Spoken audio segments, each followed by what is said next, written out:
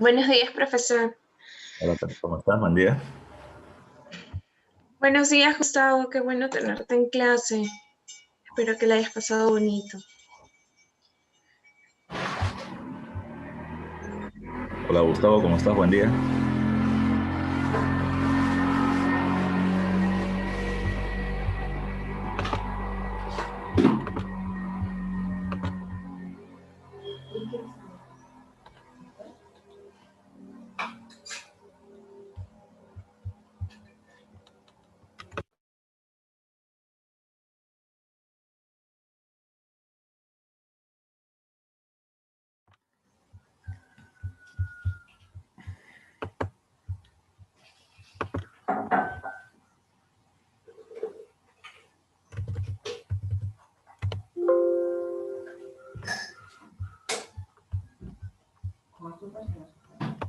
Bonita. Bonita. Hola, Nayeli, ¿cómo estás? Muy buenos días.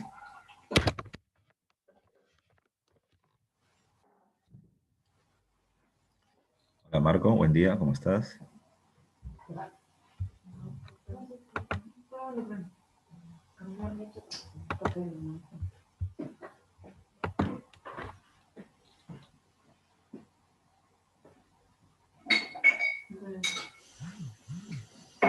Entre la combinación de tamaño y café.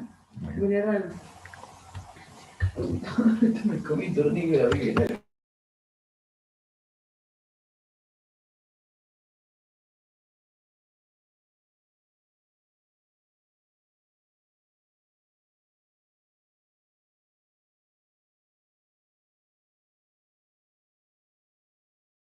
No sé. Hola, Israel, ¿cómo estás? Buenos días.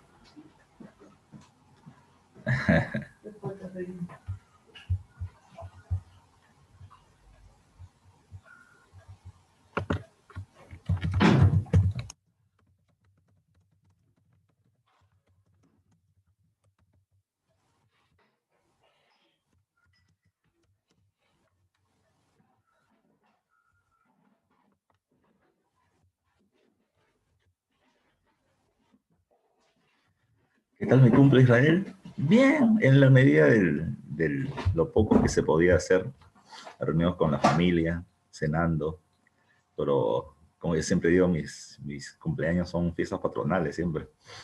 Pero este año no se ha podido, pues. Hola, Rudo, hola, Piero, ¿cómo están? Buen día.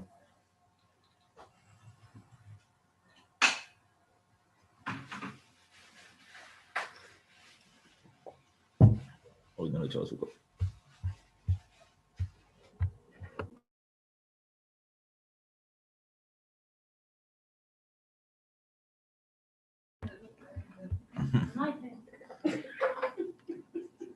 Yo voy a comprar azúcar.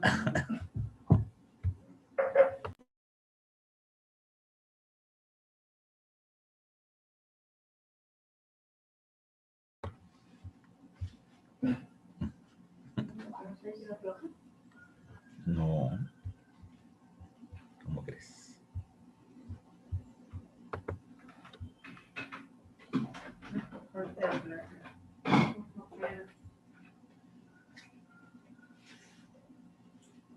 Me pegan los papelitos.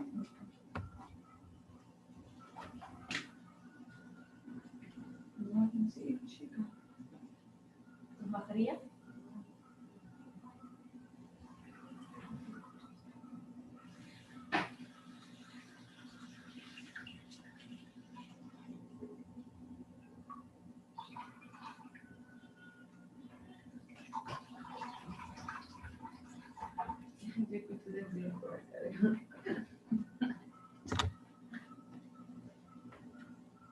Bueno, vamos a ver si la tienen está abierta.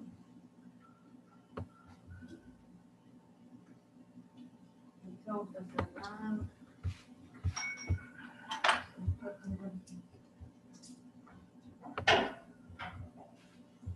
A ver, por interno, un compañero me ha terminado mandando un texto de Simón Bolívar, en donde se habla de la masacre del pueblo de Pasto de aproximadamente 400 pobladores, y lo estoy viendo. ¿Ya? Sí, sí, 400. Que se produjo el 24 de diciembre de 1822.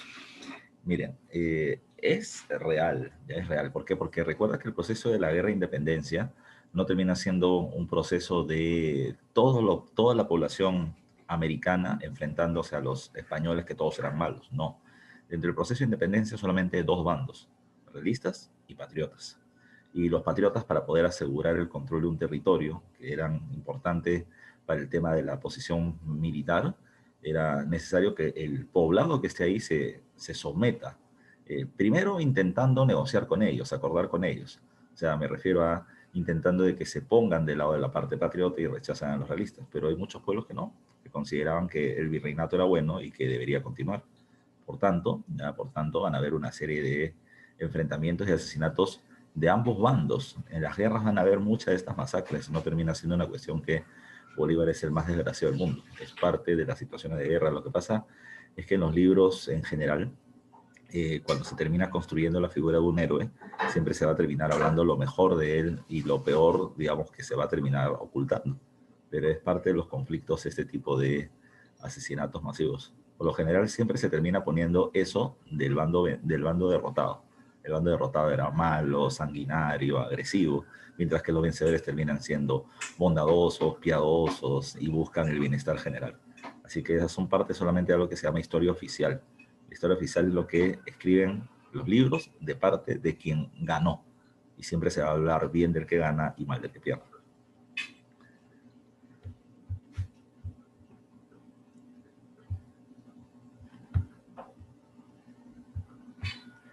Bueno, estamos... Profesor, Dime. sí, que ya podríamos iniciar.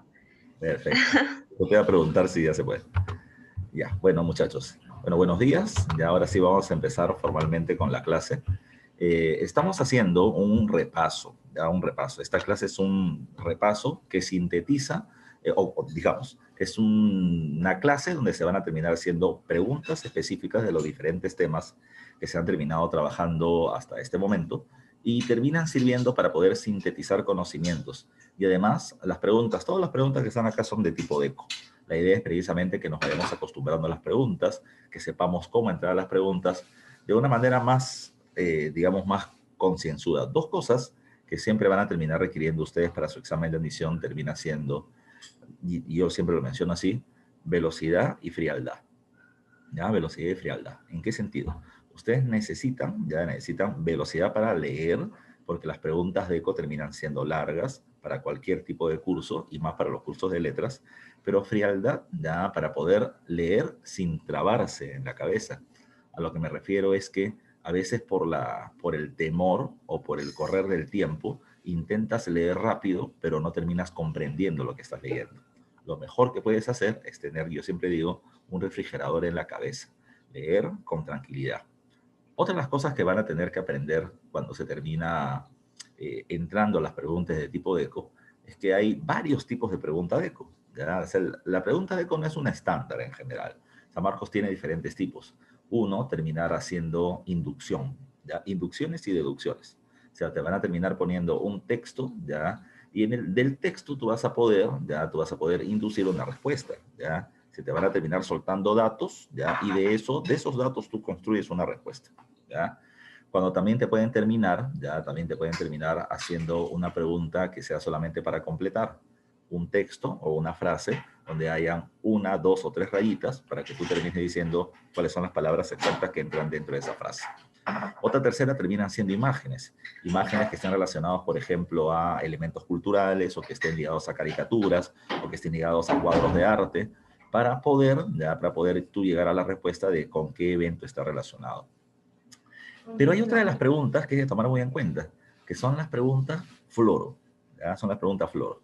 ¿A qué me refiero con esas preguntas floro? Que terminan siendo un texto gigante en la parte superior, ya en el enunciado, pero al final todo eso es floro porque al final de la pregunta, al final del texto está la pregunta real. ¿Ya? Y la pregunta real ya puede ser muy simple. Ya puede ser muy simple. A veces los chicos creen ya de que las preguntas de DECO son razonamiento verbal. ¿Ya? Ese es un error. ¿A qué me refiero? En razonamiento verbal te han enseñado a terminar hablando de la sintaxis, del contexto y todo lo demás del enunciado, y si este tiene un buen conector o no. No te vayas por ahí. No tienes que analizar palabra por palabra. Tienes que identificar palabras claves, sí, pero no tienes que hacer un análisis tan grande. Lo mejor que puedes hacer es una leída rápida, pero fría, en donde tú vayas encontrando datos. Y lo mejor es, como ustedes no pueden llevar resaltador al examen, terminar identificando palabras claves. ¿Cuáles son las palabras claves?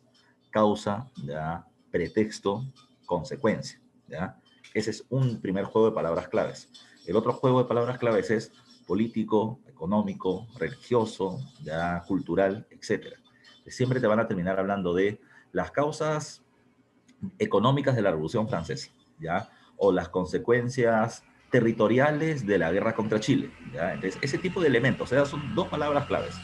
Causas, pretexto, consecuencia, un primer juego, y la otra es económico, político, religioso. ¿Por qué? Porque una pregunta muy tramposa que te pueden hacer, ¿ya? Es ponerte, ¿ya? Por ejemplo, vamos a poner así, bla, bla, bla, bla, bla, bla, bla, un floro blandi, y te ponen causa económica de la Revolución Francesa y te ponen alternativa A, de alternativa A, acabar con el absolutismo, las monarquías absolutistas. Entonces, eso termina siendo una causa real de la Revolución Francesa, pero no es una causa económica, ¿ya? Entonces, si es que tú no terminaste tanto atento y no resaltaste las palabras claves, luego se te va a hacer un mundo, porque vas a ver de que más de una alternativa es correcta y vas a tener que leer nuevamente el texto, perdiendo un tiempo que termina siendo muy preciado. Entonces, lo que yo me dispongo a hacer ahora es un repaso general de hasta donde terminamos avanzando el curso, y lo segundo es comenzar a trabajar, comenzar a trabajar exactamente con el tipo de preguntas de forma de eco. Entonces, comencemos porque tenemos que hacer 15 preguntas, y a pesar que parecen pocas, no lo son, ¿ya? ¿Por qué? Porque un examen de admisión, tú vas a terminar requiriendo aproximadamente, ¿ya? Aproximadamente de entre 1 minuto y 1 minuto y medio por pregunta, ¿ya? Entonces, si hacemos eso, si sacamos ese cálculo, nosotros podríamos hacer 15 preguntas en 23 o 25 minutos. Ese debería ser el tiempo. Pero yo no solamente voy a clavetear, te voy a decir por qué, te voy a recordar el tema, te voy a recordar el dato, etc. Y tú mismo vas a terminar llegando a las respuestas. Por acá me habían dado una pregunta en el chat. Dice, en mi examen pasado vinieron 15 preguntas. Dice, 15. ¿Ya? ¿Estás seguro? ¿Ya? En el examen de admisión. No, en el examen de admisión lo máximo que viene son 10. ¿Ya? En el área E, no sé si son, de qué examen estamos hablando de San Marcos. No sé si en otras universidades preguntan tanto de historia, ¿ya? Dime cuál es, entonces, para poder hacer clases ahí.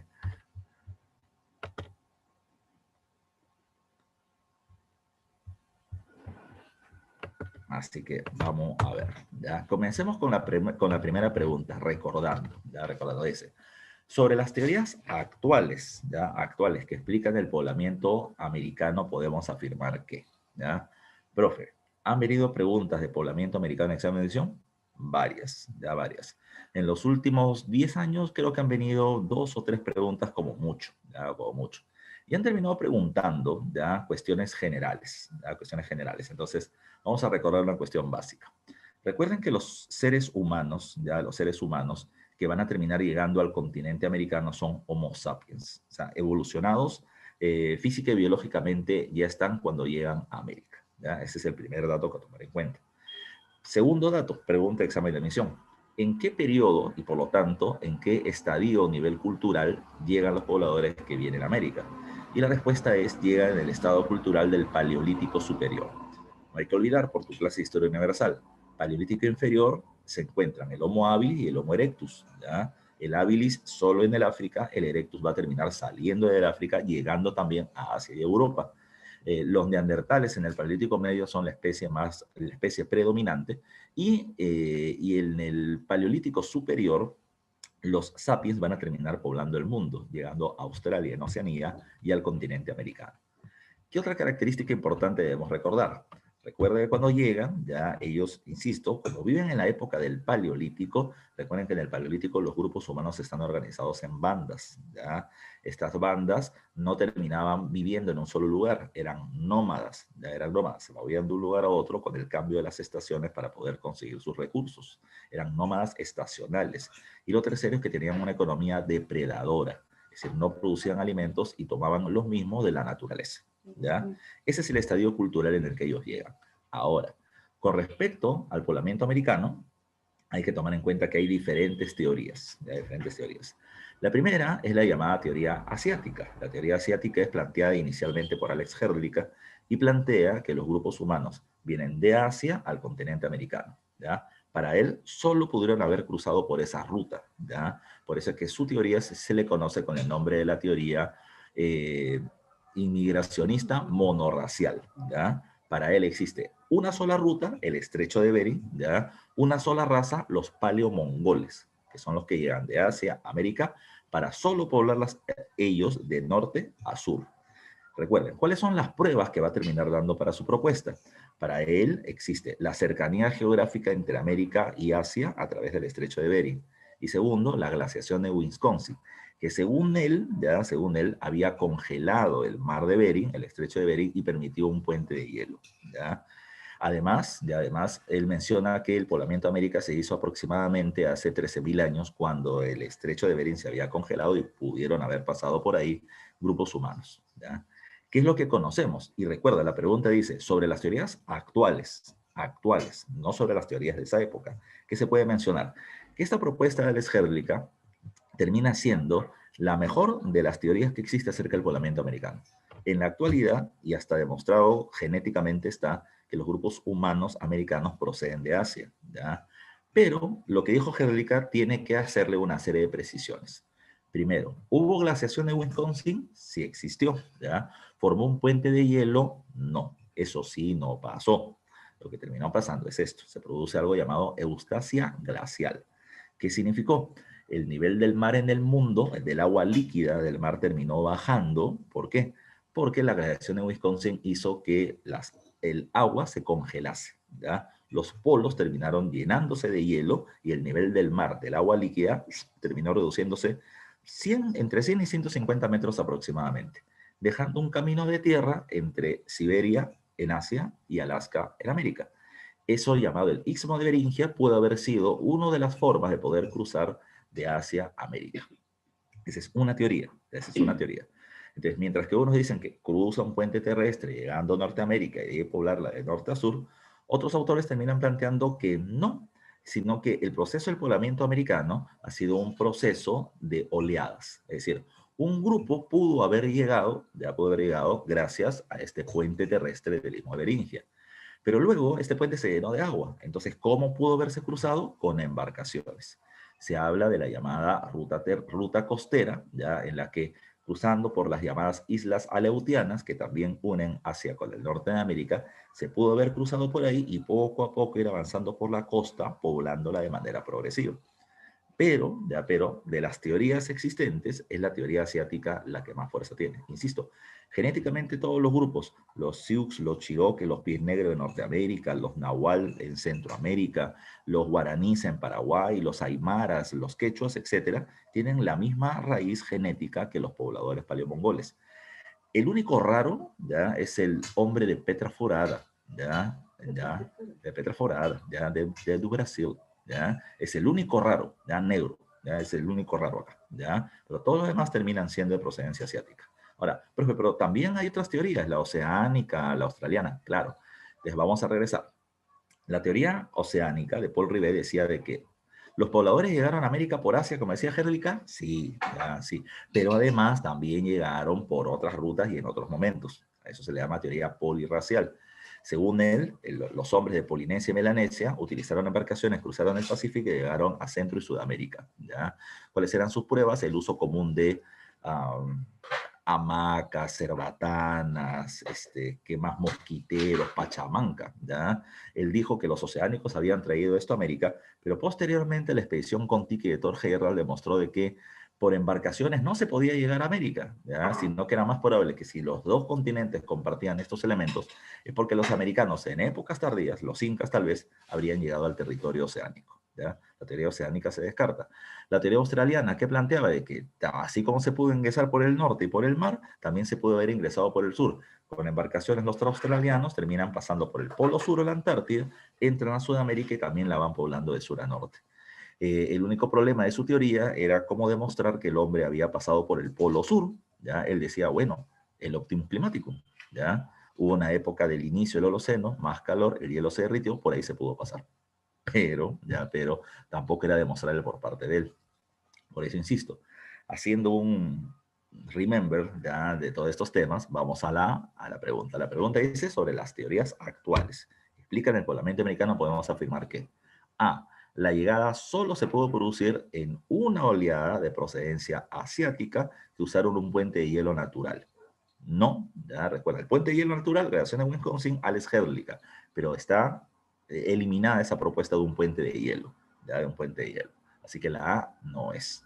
La B me dice, hay pruebas incuestionables sobre la procedencia europea de un grupo de pobladores a Norteamérica. Esa es otra teoría, espero la recuerden, es la llamada teoría noratlántica. Bradley y Stanford ya terminan planteando que un grupo de pobladores de Europa, aprovechando de que habían hielos, ya hielos que terminaban uniendo el territorio europeo con el territorio americano, pudieron haber bordeado este bloque de hielos avanzando hacia Norteamérica. ¿Cuál era su prueba? Que las puntas de lanza de Clovis en Norteamérica son muy parecidas a las puntas de lanza solutrenses entre Francia y España. Entonces él decía, ajá, dos continentes, dos herramientas semejantes, entonces los europeos lo trajeron por acá. Pero no todos los investigadores están de acuerdo. Hay investigadores que plantean, a ver, ¿ya? Puede ser que estos pobladores hayan venido de Asia, ¿ya? Si en el Asia, en esa misma época, habían herramientas que eran puntas de lanza mucho más pequeñas y gorditas, mientras que las puntas de lanza de Clovis son más alargadas y planas, ya hay planas, puede haber sucedido algo bien simple. Cuando llegan los americanos acá, ¿qué encuentran? O los asiáticos a América, ¿qué encuentran?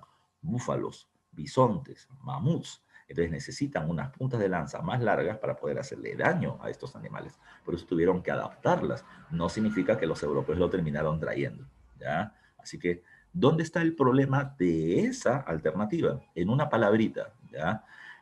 Ustedes tienen que tenerle mucho cuidado a las respuestas categóricas, ¿ya? Categóricas, a las tautológicas, a las que son afirmativas al 100%. ¿Y cuál es esa palabra? Incuestionable, ¿ya? Incuestionable. Esa propuesta es cuestiona a las palabras totalizadoras, como dice Piero. Es esas palabras totalizadoras que dicen 100% verdad, hay que tenerle cuidado porque en la vida por lo general nada es 100% verdad. Entonces, no son incuestionables, sí son cuestionadas. La C me dice, los argumentos de Florentino Mellino, ¿te acuerdas quién es Florentino Mellino? Florentino Mellino era argentino que decía que la humanidad nació en América y terminó llegándose a otras partes del mundo. ¿Ya? La teoría autoctonista se le llamaba esta, pero que luego va a ser rebatida. Dice, los argumentos de Mellino han ido adquiriendo cada vez más relevancia. No, al contrario. ¿Ya? Esa terminó naciendo y al rato Herdlicka le terminó pateando el trasero a Mellino diciendo de que los restos que se habían hallado no eran precisamente de la era terciaria ni eran de seres humanos. ¿Ya? Así que esa misma situación son eliminadas. La D me dice, el material genético de las diversas etnias americanas está casi al 100%, casi, no en totalidad, emparentados con el material genético asiático. Y eso es cierto. Como te dije, el único raro ya son los pobladores de Petra Forada en Brasil. Todos los demás tienen carga genética de procedencia asiática, lo que hace referencia a esta característica común entre nosotros y los pobladores asiáticos, pero no los coreanos, no los japoneses. O sea, no somos amarillos, ya amarillos, sino que terminamos siendo medios rojos, medios cobrizos, como los paleomongoles de la zona noreste del territorio asiático. ¿Ya? Si no estuviéramos cantando K-pop. ¿Ya? A ver, me están diciendo, la clave es la D, con lo que te acabo de decir, la clave es la D de dedo. Pero me están preguntando, profe, ¿puede explicar por qué no es la clave A? Y me dice, vuelvo a repetir, dice, la llegada solo se pudo producir en una oleada, ¿ya? En una oleada de procedencia asiática que usaron un puente de hielo natural. Repito, Herdlicka inicialmente planteó que por la gladiación de Wisconsin hubo un puente de hielo y eso se cruzó. Esa es la teoría inicial. Pero la teoría asiática actual dice que no, puente de hielo, no hubo puente de hielo. Repito, producto de la glaciación que sí existió, lo que pasó es que las aguas del mar retrocedieron porque los hielos aumentaron en las cordilleras y en los polos. Entonces, si el nivel del mar, vamos a decir, tú vas a la playa, ya tú vas a la playa y encuentras el mar ahí en la costita, ya en la costita, ¿qué va a pasar? El mar estaba mucho más al fondo. ¿Por qué? Porque habían descendido las aguas 100 metros aproximadamente a nivel mundial. Entre Siberia y Alaska, entre Siberia y Alaska, la profundidad de las aguas es de 70 metros aproximadamente. Si el nivel del mar bajó 100 metros, entonces todo eso se terminó convirtiendo en un lugar seco, en un puente terrestre, y por ahí se pudo haber cruzado. Insisto, en la actualidad se habla de dos teorías. Unos hablan de que se cruzó un puente de tierra y otros dicen de que se pudo haber cruzado con agua a través de embarcaciones, ¿ya? Entonces no es una oleada, no es un grupo de gente que una vez, sino parece que llegaron en varios momentos, unos caminando, otros con barquito. Por eso es que la A no puede ser. Si la pregunta dijera, según Herdlicka, según Alex Herdlicka, ya los hombres llegaron a América en una sola oleada, cruzando un puente de hielo natural, esa sería la respuesta. Pero la pregunta no es por la teoría de Herdlicka. La pregunta que dice ahí, sobre las teorías actuales. ¿Ok? No sé si me dejé entender la respuesta, Piero. A ver, confírmame. Dice, a ver, Israel me está preguntando. Ya, perfecto, Piero. Perfecto, sí, ya se me entendió Israel. Así que sobre este tema, no sé si tienen alguna otra pregunta más. Con gusto se la termino respondiendo, pero ahí te iré explicando por qué la D. ¿Ya? Si la pregunta dijera Herdlicka, pero la pregunta no dice Herdlicka, dice sobre las teorías actuales. Herdlicka es el que le da pie a la teoría asiática, a la teoría asiática.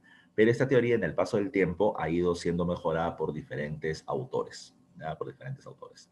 Hace 3 años atrás, ya, 3 años atrás, una revista, seguramente la revista más importante del mundo, llamada Science, ya, Ciencia, ya, terminó haciendo una suerte de recopilación y resumen, síntesis de todas las teorías, descartando unas y planteando otras. Y lo que se sabe es que el poblamiento es asiático, el poblamiento es asiático, pero los restos son más antiguos de lo que se consideraba.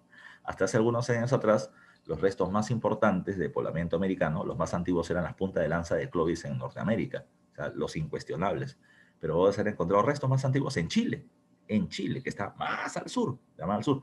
Pero eso no niega la teoría de procedencia asiática, simplemente que hasta ahora no se han encontrado restos antiguos o más antiguos sólidos en Norteamérica, sino que los más antiguos hasta ahorita incuestionables están en Chile con el hombre de Monteverde.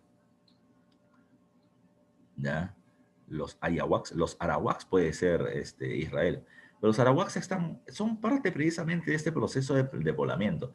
Y los arawaks están más ligados a otro cosa. ¿Ya? Los arawaks, si bien son asiáticos que se quedan en la zona de la Amazonía, se puede terminar llegando a esto con los arawaks con Chavín, ¿ya? Con Chavín, para hablar de la teoría autoctonista, pero de la alta cultura peruana. ¿Ya? Entonces vamos con, ya sabemos, en la 1, ya sabes que la clave es la D. ¿Ya? ¿Cuánto tiempo nos hemos tomado para hacer una pregunta? Como 8 minutos, ¿ya? Como 8 minutos. Ya son 9:24 y terminamos 10:30. Así que tenemos, para hacer 14, tenemos 60 minutos, ya 60 minutos. En promedio debemos demorar, ¿cuánto? 3:30 más o menos. Así que vamos dándole un poquito más de impulso. Pregunta número 2, me dice. Sobre las condiciones climáticas que se vivieron en el periodo precerámico peruano, podemos afirmar que, a ver, John Rowe, ya es el que termina hablando de periodo precerámico, ya, y periodo de altas culturas o civilizaciones. Para Rowe, para que un pueblo sea llamado civilización, debe tener un elemento fundamental, la cerámica. Si no hay cerámica, es basura. Es basura, no se le puede considerar civilización. Y a ese periodo, por no decirle basura para ponerle un nombre bonito, porque le dijeron, no, así no se puede hablar Rowe, ¿ya? Entonces le dijeron, vamos a terminar llamándolo precerámico, antes de la existencia de la cerámica. A ese mismo periodo, Luis Guillermo Lumbreras, arqueólogo ayacuchano, va a decir, sí, pero durante este periodo de casi 10.000 años, ya 10.000 años, hay una diferencia entre los primeros pobladores y los periodos posteriores.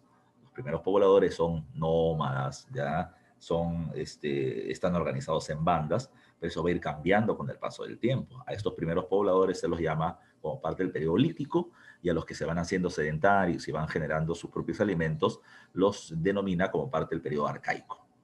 Ese es Lumbreras, pero estamos hablando de Rowe. Entonces, a todo este periodo lítico-arcaico, periodo precerámico. ¿Por qué? Porque no hay cerámica, ¿ya? Así de simple. Entonces, dice, sobre las condiciones climáticas, ¿ya? Climáticas. Entonces, vamos a recordar. Está dividido ese periodo, recuerden, ¿no? Según Lumbreras, entre lítico y arcaico. Los primeros pobladores que van a llegar al Perú, ya que van a lo que hoy llamamos Perú, van a terminar encontrando una fauna y flora pleistocénica. Es decir, todavía existe una abundante cantidad de vegetación, una abundante cantidad de animales, y si hay abundancia, ya si hay abundancia, por lo general no terminamos haciendo ahorros. ¿Por qué? Porque tengo mucho, si tengo mucho gasto, ya si tengo mucho gasto. Ahora, acá no estamos hablando de dinero, sino que los primeros grupos humanos que llegan por acá encuentran una región en Junín, por ejemplo, donde encuentran un montón de cérvidos, un montón de venados. Somos un grupo, una banda de 30 personas y adelante 400 venados, ¿ya? Si quiero comer carne, ¿qué hago? Agarro mi lanza y tiro la lanza, de ahí tiro la lanza. Y a quien le cae la lanza y lo mato, a ese me lo como. No importa si es cachorro, si es joven, si es adulto, si es hembra, si es macho, al que sea me lo termino almorzando. ¿Por qué? Porque hay comida, porque hay un montón de comida. Ahora, ¿qué va a terminar pasando? Eso fue el principio en el periodo lítico. Luego viene el periodo arcaico inferior. En el arcaico inferior se inicia el Holoceno. ¿Qué es lo que pasa con el Holoceno? Aumenta la temperatura. Cuando aumenta la temperatura, ¿qué es lo que va a pasar? Los grupos humanos ya no hacen lo mismo que antes. Antes, como había mucho frío, la gente que hacía se metía a las cuevas en los cerros para poder refugiarse del frío. Pero como ahora hace calor, la cosa está complicada. Yo vivo en una cueva, la cueva es pura roca. Si esta roca le cae o viene el sol, esto es una pachamanca y me voy a terminar muriendo de calor. Por eso es que los grupos humanos salen de las cuevas y comienzan a formar sus viviendas al aire libre. A eso se le llama aldeas, ¿ya? Entonces, es un primer cambio. Durante la época del Arcaico Inferior, los grupos tienen una vida aldeana, viviendas temporales fuera de las cuevas. Pregunta, examen de admisión. Segundo, antes para poder comer, ¿qué hacía? Cazo animales, recolecto frutos. Pero ahora en el Arcaico Inferior hay un problema. Por el aumento del calor hay parte positiva y negativa. Positivo. Hace más calor, los hielos de los glaciares, de los cerros se derriten y comienza a haber más agua líquida en el río. Bacán. Hace más calor, ya el agua del mar se evapora más rápido, hay más lluvias y por lo tanto las plantitas pueden crecer. Bacán. Pero hay una parte negativa. La parte negativa termina siendo que por el mismo calor también aumentan los espacios desérticos, ¿ya? Entonces, donde antes había comida, ahora ya no la hay tanta. Entonces, ¿qué es lo que van a hacer los grupos humanos? Si antes había vegetación en espacios muy extensos, ahora son espacios muy reducidos. El hombre dice, chuma, ¿ya? Yo estoy recolectando y cada vez estoy depredando, hay menos comida. Entonces, ¿qué van a hacer? Van a comenzar a migrar a la naturaleza y van a comenzar a ver su ciclo de vida, ¿ya? Por ejemplo, antes habían 300 árboles de manzana, ahora solamente hay 2. La gente ya no puede terminar moviendo el árbol y que quedan 50 manzanas y me como una. Ahora tienen que racionalizar su recolección. ¿Qué haré? Agarraré 2 o 3 manzanas que ya están rojitas porque sé que están maduras para comer, las otras que sigan madurando. Pero no falta una manzana madura, ya que ya maduró, cae al suelo. Cuando cae al suelo, se va rodando, ¿ya? Se va rodando, viene la lluvia y ahí donde cayó la manzana, un árbol de manzanas, ¿ya? Para toda la gente, más comida.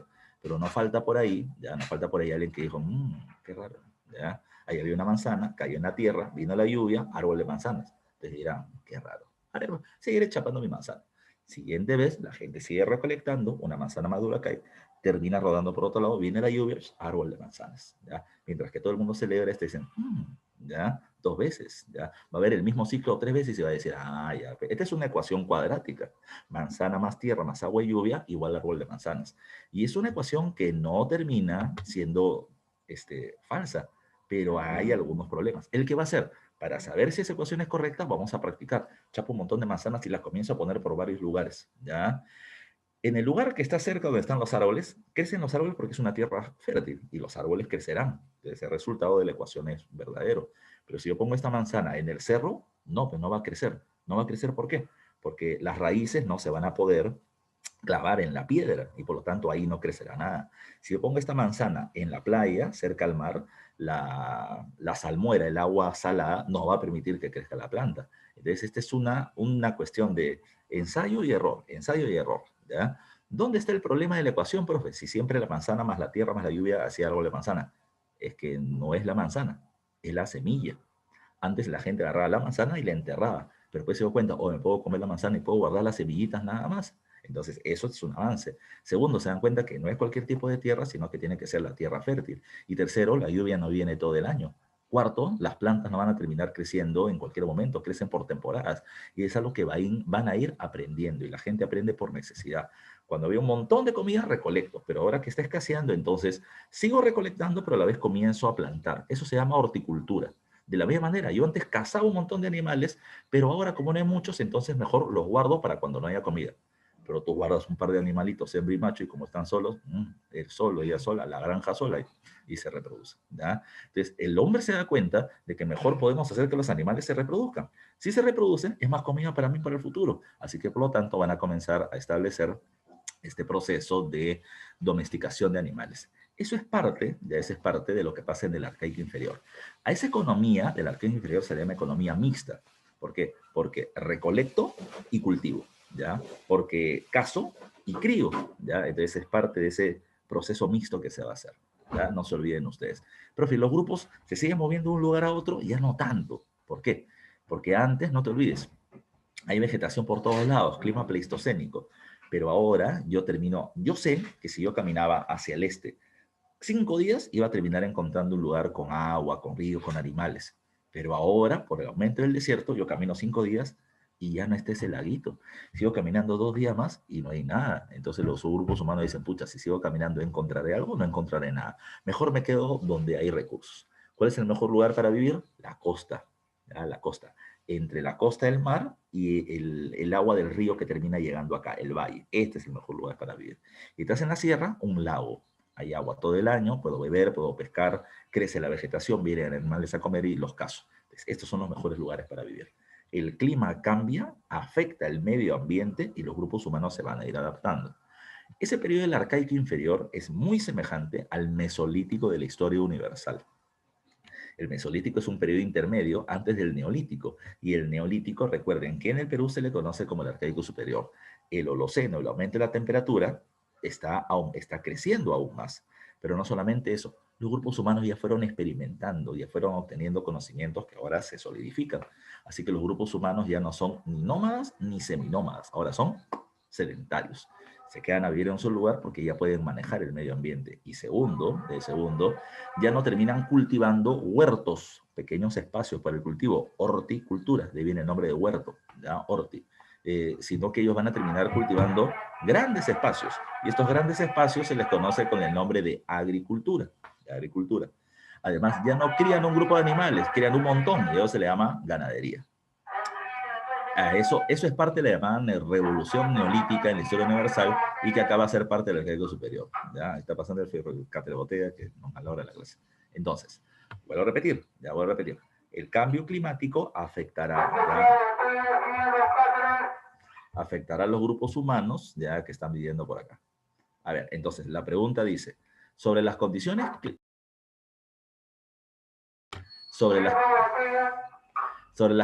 climáticas que se vivieron en el periodo precerámico peruano, podemos afirmar que... A ver, dime tú tu clave de lo que has estado leyendo y lo que estoy explicando.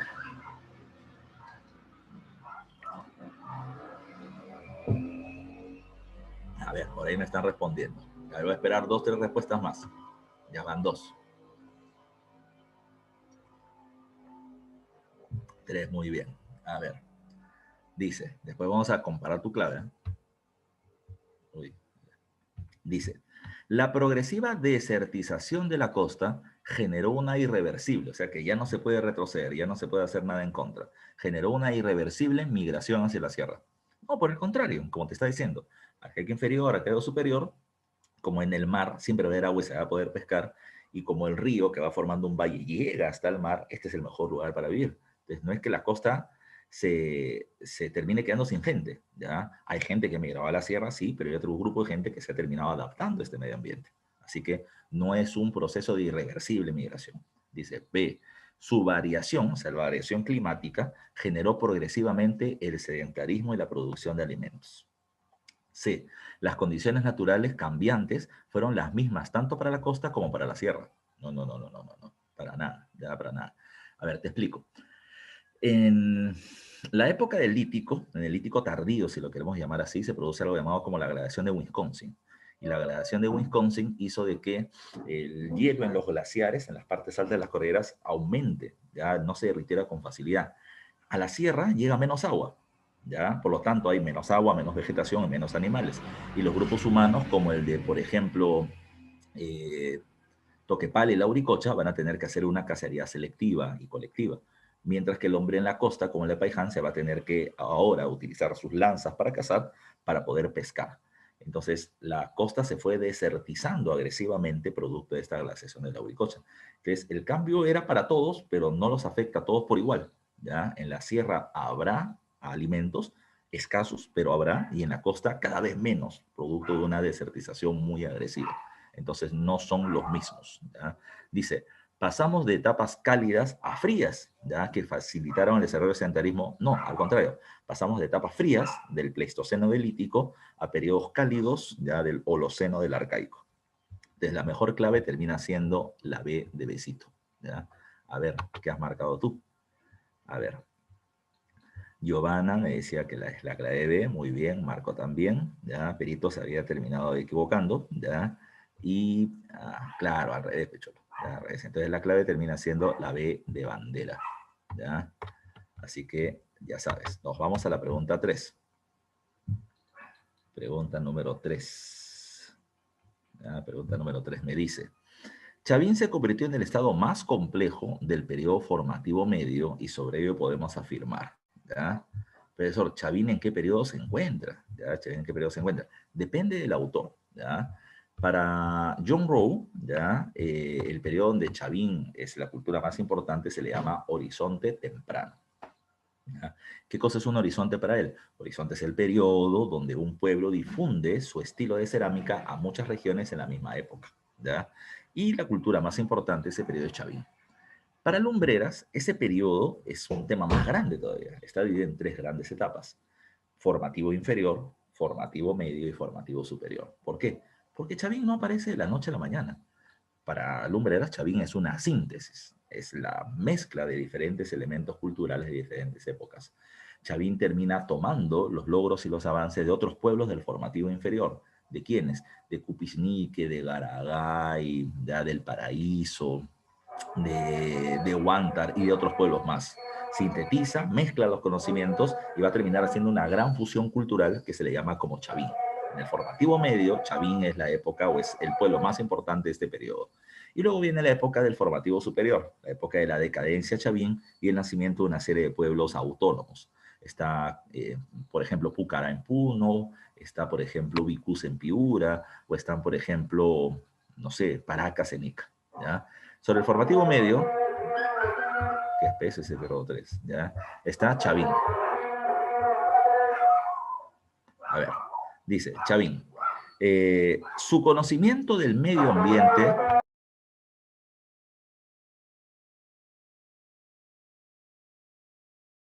ya. Su conocimiento del medio ambiente no solo se relacionaba a observaciones de ámbito astronómico. ¿Qué es eso? Como lo odio. Ya dice. Todo el mundo está que se vacile de mi cara. Ya. Ya, a ver. Dice, su conocimiento del medio ambiente no solo se relacionaba a observaciones del ámbito astronómico. ¿Qué cosa es astronómico? ¿Ya? ¿Qué cosa es astronómico? A ver.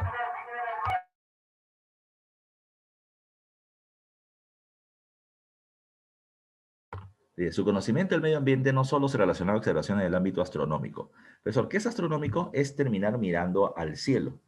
Cuando miran al cielo, los llamados astrónomos a sacerdotes, no era porque estén haciendo hora, ¿ya? Miraban al cielo, ¿por qué? Porque en el cielo lo que ellos terminaban observando era la posición de las estrellas y cómo forman grupos o constelaciones. De este grupo de estrellas o constelaciones en un cierto cuadrante del cielo, ¿ya? Ellos terminan diciendo, cada vez que aparece esa constelación ahí, hay lluvia, por poner un ejemplo. Entonces, con eso ellos podían hacer predicciones con respecto al medio ambiente o el clima. Entonces, eso sí es verdad, pero la alternativa me va diciendo otra cosa. Sus conocimientos del medio ambiente no solo eran astronómicos, sino también a otros conocimientos paralelos. Profesor, ¿a qué te refieres? Pregunta de examen de admisión, ¿ya? Pregunta de examen de admisión. Conocimiento paralelo, ¿ya? Conocimiento paralelo. ¿Qué pasa? A ver, ya tenemos acá el conocimiento de una concha llamada Spondylus, ¿ya? El Spondylus. El Spondylus es una concha de abanico de color roja, ¿ya? Que viene teniendo como unitas que sobresalen. ¿Por qué fue importante eso? Mira, Lo que pasa es que nuestro mar es frío gracias a la corriente marítima de Humboldt, corriente marítima peruana, ¿ya? Había y existe algo llamado con el nombre de lo que ahora llamamos fenómeno del Niño. El fenómeno del Niño se caracteriza porque las aguas de nuestro mar se hacen cálidas. ¿Por qué? Porque esta corriente marítima se aleja de la costa, las aguas cálidas afloran, se evaporan con mayor rapidez, generando una mayor cantidad de lluvia, huaicos, inundaciones. Eso ya existía antes, pero Chavín decía, ¿cómo puedo hacer para predecir esto si no está ligado al cielo? Entonces ellos van a decir, ajá, he visto algo raro. Lo raro es que cada vez que va a haber este fenómeno ya de calentamiento del mar y aumento de las temperaturas y de las lluvias, aparecen estas conchitas en la costa norte del Perú. ¿Ya? Entonces ellos decían, pero qué raro. Entonces, como era raro, lo relacionaban a la religión. Y lo que ellos consideraban era que los dioses terminaban enviándonos estas conchitas, para advertirnos de lo que iba a terminar pasando. Entonces, para los sacerdotes Chavín, terminaba siendo un bioindicador del clima. Así viene en pregunta de examen de admisión. Es un bioindicador del clima, es un indicador biológico, la aparición de estas conchitas que solamente están en lugares de aguas cálidas como el Ecuador. Entonces, ellos dijeron, ajá, Dios nos está enviando esto, entonces es un objeto sagrado. Cuando morían los gobernantes de los diferentes pueblos, ¿qué hacían? En sus tumbas terminaban poniendo como ofrendas, estas conchitas. Como diciendo, Dios no los otorgó, nosotros se lo vamos a regresar. Con una forma de caerle bien a Dios para que yo siga siendo gobernante en la otra vida. ¿Ya? Entonces, me dice, bajo esa condición, la primera alternativa es correcta. Si la alternativa 1 es correcta, entonces descartamos la alternativa A, que dice solo 2 y 3. ¿Ya? Entonces vamos a ver la segunda. Mira, si tú ves la alternativa B dice 1, 2 y 3, la C dice 1, 3 y 4 y la D 1 y 4. Entonces, acá, si la alternativa 2 es correcta, la clave es la B, ¿ya? Porque la C y la D no tienen eso. Es así, también puedes jugar un poco, ¿ya? Dice, 2. La influencia de Chavín sobre otras regiones anuló el poder de los chamanes locales. Entiéndase por chamanes los sacerdotes locales o los astrónomos gobernantes, ¿ya? Y sus divinidades fueron totalmente dejadas de lado. Eso no es verdad. Chavín, repito, ¿por qué destaca Chavín sobre los otros pueblos? Porque los sacerdotes Chavín terminaron siendo muy eficientes con respecto a la observación del clima, con respecto a los datos que daban sobre los cambios del clima, sobre si había lluvia o no, ¿ya? Pero además, ya, porque ellos van a terminar difundiendo el uso de los canales de regadío. En ese momento, ¿qué pasaba? Los pueblos decían, oh, el Dios de los Chavín termina dando buena información, da buenos alimentos, así que a ese Dios hay que terminar dándole ofrendas para que nos siga ayudando. ¿Qué pasó? En mi pueblito yo adoraba a un Dios en la que supuestamente el sacerdote era su intermediario. Este sacerdote se da cuenta que la gente va dejando de confiar en él y en su divinidad. Entonces solamente me quedan dos cosas: o decirle a la gente, ese Dios de los Chavín es falso y no crean en él, porque si no nuestro Dios lo va a castigar, y la gente le dice, fuera acá, ese Dios es más eficiente que el que tenemos acá. Este sacerdote local va a terminar perdiendo poder. Entonces, ¿qué es lo mejor que puede hacer? En lugar de perderlo por completo, mejor lo comparto. ¿Qué voy a hacer?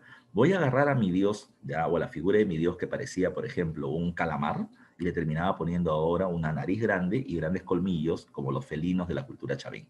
¿Ya? Entonces, ¿qué hacían los sacerdotes? Los sacerdotes agarraban a sus dioses y los chavinizaban. Les daban características ligándolos al dios de los chavín, porque era el dios que más prestigio tenía. Y los sacerdotes ahora se terminaban sometiendo a la autoridad de los sacerdotes de los chavín. No perdían su poder, solamente se transformaban. No lo perdían al 100%, se sometían al gran poder de los Chavín en Ancash, pero no terminaban perdiendo su poder por completo. Entonces, la alternativa 2 no es correcta, porque acá dice, la influencia de Chavín sobre otra región anuló. No te olvides, ¿eh? Alternativas categóricas, no. ¿Ya? No, ahí tiene mucho cuidado. Anuló, no anuló. ¿Ya? El poder de los chamanes locales y sus divinidades fueron totalmente, tampoco fueron totalmente, simplemente se fueron adaptando a la situación. Entonces, la B no es clave, solamente queda 1, 3 y 4. La C o la 1 y 4, que es la D. ¿Ya? Si la 3 es correcta, entonces la clave sería la C de casa. Vamos a ver qué dice. Establecieron un modelo arquitectónico y cerámico difundido en el espacio panandino. Entiéndese por panandino, costa, sierra y selva alta, producto de la síntesis de logros y conocimiento de otros pueblos. ¿Verdad? Recuerda, Chavín fue creciendo, ya la influencia de sus dioses y el poder de sus sacerdotes fue incrementándose y poco a poco fue absorbiendo diferentes regiones, generando una cultura común en todo el territorio, en costa, sierra y selva o de espacio panandino. Chavín va a agarrar su estilo de cerámica, base plana, cuerpo globular, asa estribo como herradura y un pico, ya, de color negra, y esto se va a difundir a todas las regiones, ya. Entonces, eso sí es correcto, debe ser correcto. La 3 es verdadero, por lo tanto la clave debe ser la C, pero vamos a confirmar la 4, ya. La 4 dice, el centro ceremonial de Chavín de Huántar, ya, fue diseñado para que los elementos de la naturaleza le den una mayor espectacularidad a sus rituales. Mira, pregunta examen de admisión. ¿Dónde se encuentra el templo de Chavín de Huántar? En el callejón de Conchucos, ¿ya? Entre los ríos Mosna y Huachex, ¿ya? Ahora, era un templo en forma de U, pero por debajo se terminaron haciendo canales de los ríos, ¿ya? Que terminaban pasando, ¿ya? Por debajo del templo, ¿ya? Y en el templo había una serie de caminos laberínticos para poder llegar hasta el centro donde estaba la imagen principal, que era su divinidad, el lanzón monolítico que representaba al jaguar. Entonces, mientras tú ibas avanzando por este camino cada vez más angosto, más oscuro, con mayor cantidad de eco, y encima que la gente utilizaba alucinógenos para poder entrar a ese templo, ¿qué es lo que escuchabas? Tú escuchabas el transcurrir del agua por la parte inferior, que en condiciones normales suena, pero que cuando estaban en droga suena y parecía un felino. Tú te ibas acercando y era el jaguar que te prende y la gente, ay, no quiero acercarme, me va a matar el desgraciado, ¿ya? Así que eso es lo que está acá. Dice acá, fue diseñado para que los elementos de la naturaleza le den una mayor espectacularidad, para que la gente considere, uy, ese Dios es grande, poderoso. Cuando llegaban, era una escultura de 5 metros de alto, con una figura de un felino, con garras en las manos y en los pies, con serpientes que le salían de la cabeza, con sangre que le echaban encima, y eso le daba más impacto, ¿ya? Y a mayor impacto, la gente le terminaba teniendo más miedo, más respeto, ¿ya? Por el poder que tenía. Así que eso es verdad, ¿ya? Así que la clave termina siendo la C de casa y vamos a terminar viendo lo que plantearon por acá sus compañeros, ¿ya? Entonces, por ahí me estaban diciendo, uno me dice la A, otro me dice la B, al final por ahí la C me dijo Israel. Dice, los sacerdotes de los diversos pueblos saben que los dioses son falsos. Vamos a hacer otra pregunta mejor. ¿Tú crees que un sacerdote católico considera de que el Dios del cual termina difundiendo su creencia es falso? ¿Tú crees que un pastor evangélico no cree en su Dios? Ellos sí terminan creyendo en eso, ¿ya? Ahora, hay gente que tal vez termina diciendo, no, mejor vamos a crear una iglesia, ¿ya? Y así terminamos engañando a la gente y ganamos plata. Tal vez también así. Pero a lo que me refiero es que acá hay algo, fe, ¿ya? Acá hay algo que es fe. Ahora, otra cosa, cuestión, ¿no? Recuerden que los sacerdotes, y te dije hace un rato, consumen alucinógenos, ¿ya? Alucinógenos, y entraban al mundo espiritual, tan drogados, pero en el mundo espiritual veían cosas que no se ven acá. Por ejemplo, el consumo de una planta, de líquido de una planta llamada ayahuasca, ya la gente ve felinos. O sea, tú puedes haber vivido en Lima, nunca has visto un felino en tu vida, pero consumes eso y ves un jaguar pasar. Ya, y tú dices, chuma. Por eso consideran que el jaguar terminaba siendo parte del mundo espiritual, donde solamente los sacerdotes o iniciados entraban, podían hablar con los dioses y los dioses darnos conocimientos. Ese tipo de expresión tenía. Profesor, me está diciendo que la gente que consumía drogas era considerado como sacerdotes o personas ligados a la divinidad. Sí, la mayoría de estos sacerdotes en todos los pueblos del mundo consumían algún tipo de droga. No estoy diciendo que el fumón de tu barrio termine siendo ya, sacerdote, ¿no? Y que tú pases ahí y le digas, oh, mi chamán. No, no es así. Este pata fuma porque es un adicto que ya está dañado mentalmente, pero esto lo hacían con otro tipo de fines. Y la gente les cree. Ahí es una cuestión que es importante. Recuerda, está ligado a una necesidad. Este sacerdote consumía algo, hacía un baile, miraba al cielo y decía, en 3 días viene la lluvia. Porque ya sabe, porque ya vio esta constelación en el cielo y sabe que la lluvia va a venir. Así que tú ves todo eso, cómo se hace un ritual, se hace un sacrificio, se corta el cuello una llama, ponen esta sangre, Dios, te estamos dando esta ofrenda. Y al final de la ceremonia dice, Dios dice que en 3 días llega la lluvia. Y llegaba, y la gente decía, oh, hicimos un buen ritual, pues Dios está contento con nosotros y por eso es que nos está dando alimentos. La gente lo consideraba así. Y mientras para la gente sea cierto porque les da resultados, entonces lo van a seguir haciendo, ¿ya? Yo no sé ustedes, ya no sé ustedes, pero mi familia es católica, no extra católica, pero es católica, ¿ya? Entonces, hace tiempo, hace años en mi casa, cuando vivía mi abuelita sobre todo, en la puerta de la casa terminábamos teniendo 2 imágenes religiosas, la Virgen de María Auxiliadora, ¿ya? Y San Juan Bosco, por ejemplo. Y para todos era una tradición que al salir, tú agarrabas estas 2 imágenes, le hacías la señal de la cruz sobre ellas y te persinabas, como diciendo, protéjame, ¿ya? Y cuando regresabas hacías lo mismo como diciendo, gracias por protegerme. Entonces era un ritual, ¿no? Ya era un ritual. Tú no sabías si es que la imagen te había protegido o no, pero tú le depositabas la fe a eso, la creencia. La gente los seres humanos somos humanos de fe, ¿ya? Si tú crees algo, ese algo te va a terminar haciendo un poco más fuerte, te va a acompañar. Yo no tengo posición religiosa, ¿ya? Pero ese hecho no significa ya de que primero no lo haya sido, que soy católico, soy evangélico, pero ahora no, no estoy ligado a la religión. Puedo terminar entendiendo la religión, pero no creo en ella. O sea, entiendo, creo, veo que la gente cree y que le deposita su esperanza, pero es su fe, ¿no? Ya es su fe. No considero que sean ni superiores ni inferiores a mí. Así que la clave, no te olvides, es la C de casa, ¿ya? Ahora, hasta ahí yo voy viendo un par de compañeros, ya de los que ahorita estamos en sesión, que terminan adelantándose a la respuesta y terminan dando respuestas que no son las correctas. Entonces hay que leer con mucho cuidado, ¿ya? Estas preguntas de ECO suelen ser muy tramposas y hay que tener mucho cuidado. Leer bien, recordar bien, repasar bien. Si hasta ahorita has terminado teniendo 2 preguntas con respuesta exitosa, vamos bien.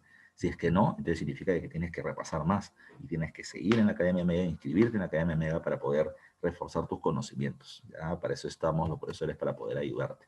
Pregunta 3. ¿Ya? Pregunta 4. Dice. Las siguientes imágenes son muestra del genio metalurgista y orfebre que se desarrolló en la costa norte peruana por la cultura durante el periodo. A ver. ¿Qué es orfebrería? Es convertir el metal en joyas, ¿ya? ¿Qué es metalurgia? La metalurgia termina siendo el trabajo con metales, ya para unirlos, ya sea mediante la mezcla de metales, ¿ya? Como por ejemplo, mezclo cobre con, ¿cuál sería esta? Estaño, y me va a terminar dando el bronce. ¿Ya? Es un tipo de aleación, está ligado a la metalurgia, ¿ya?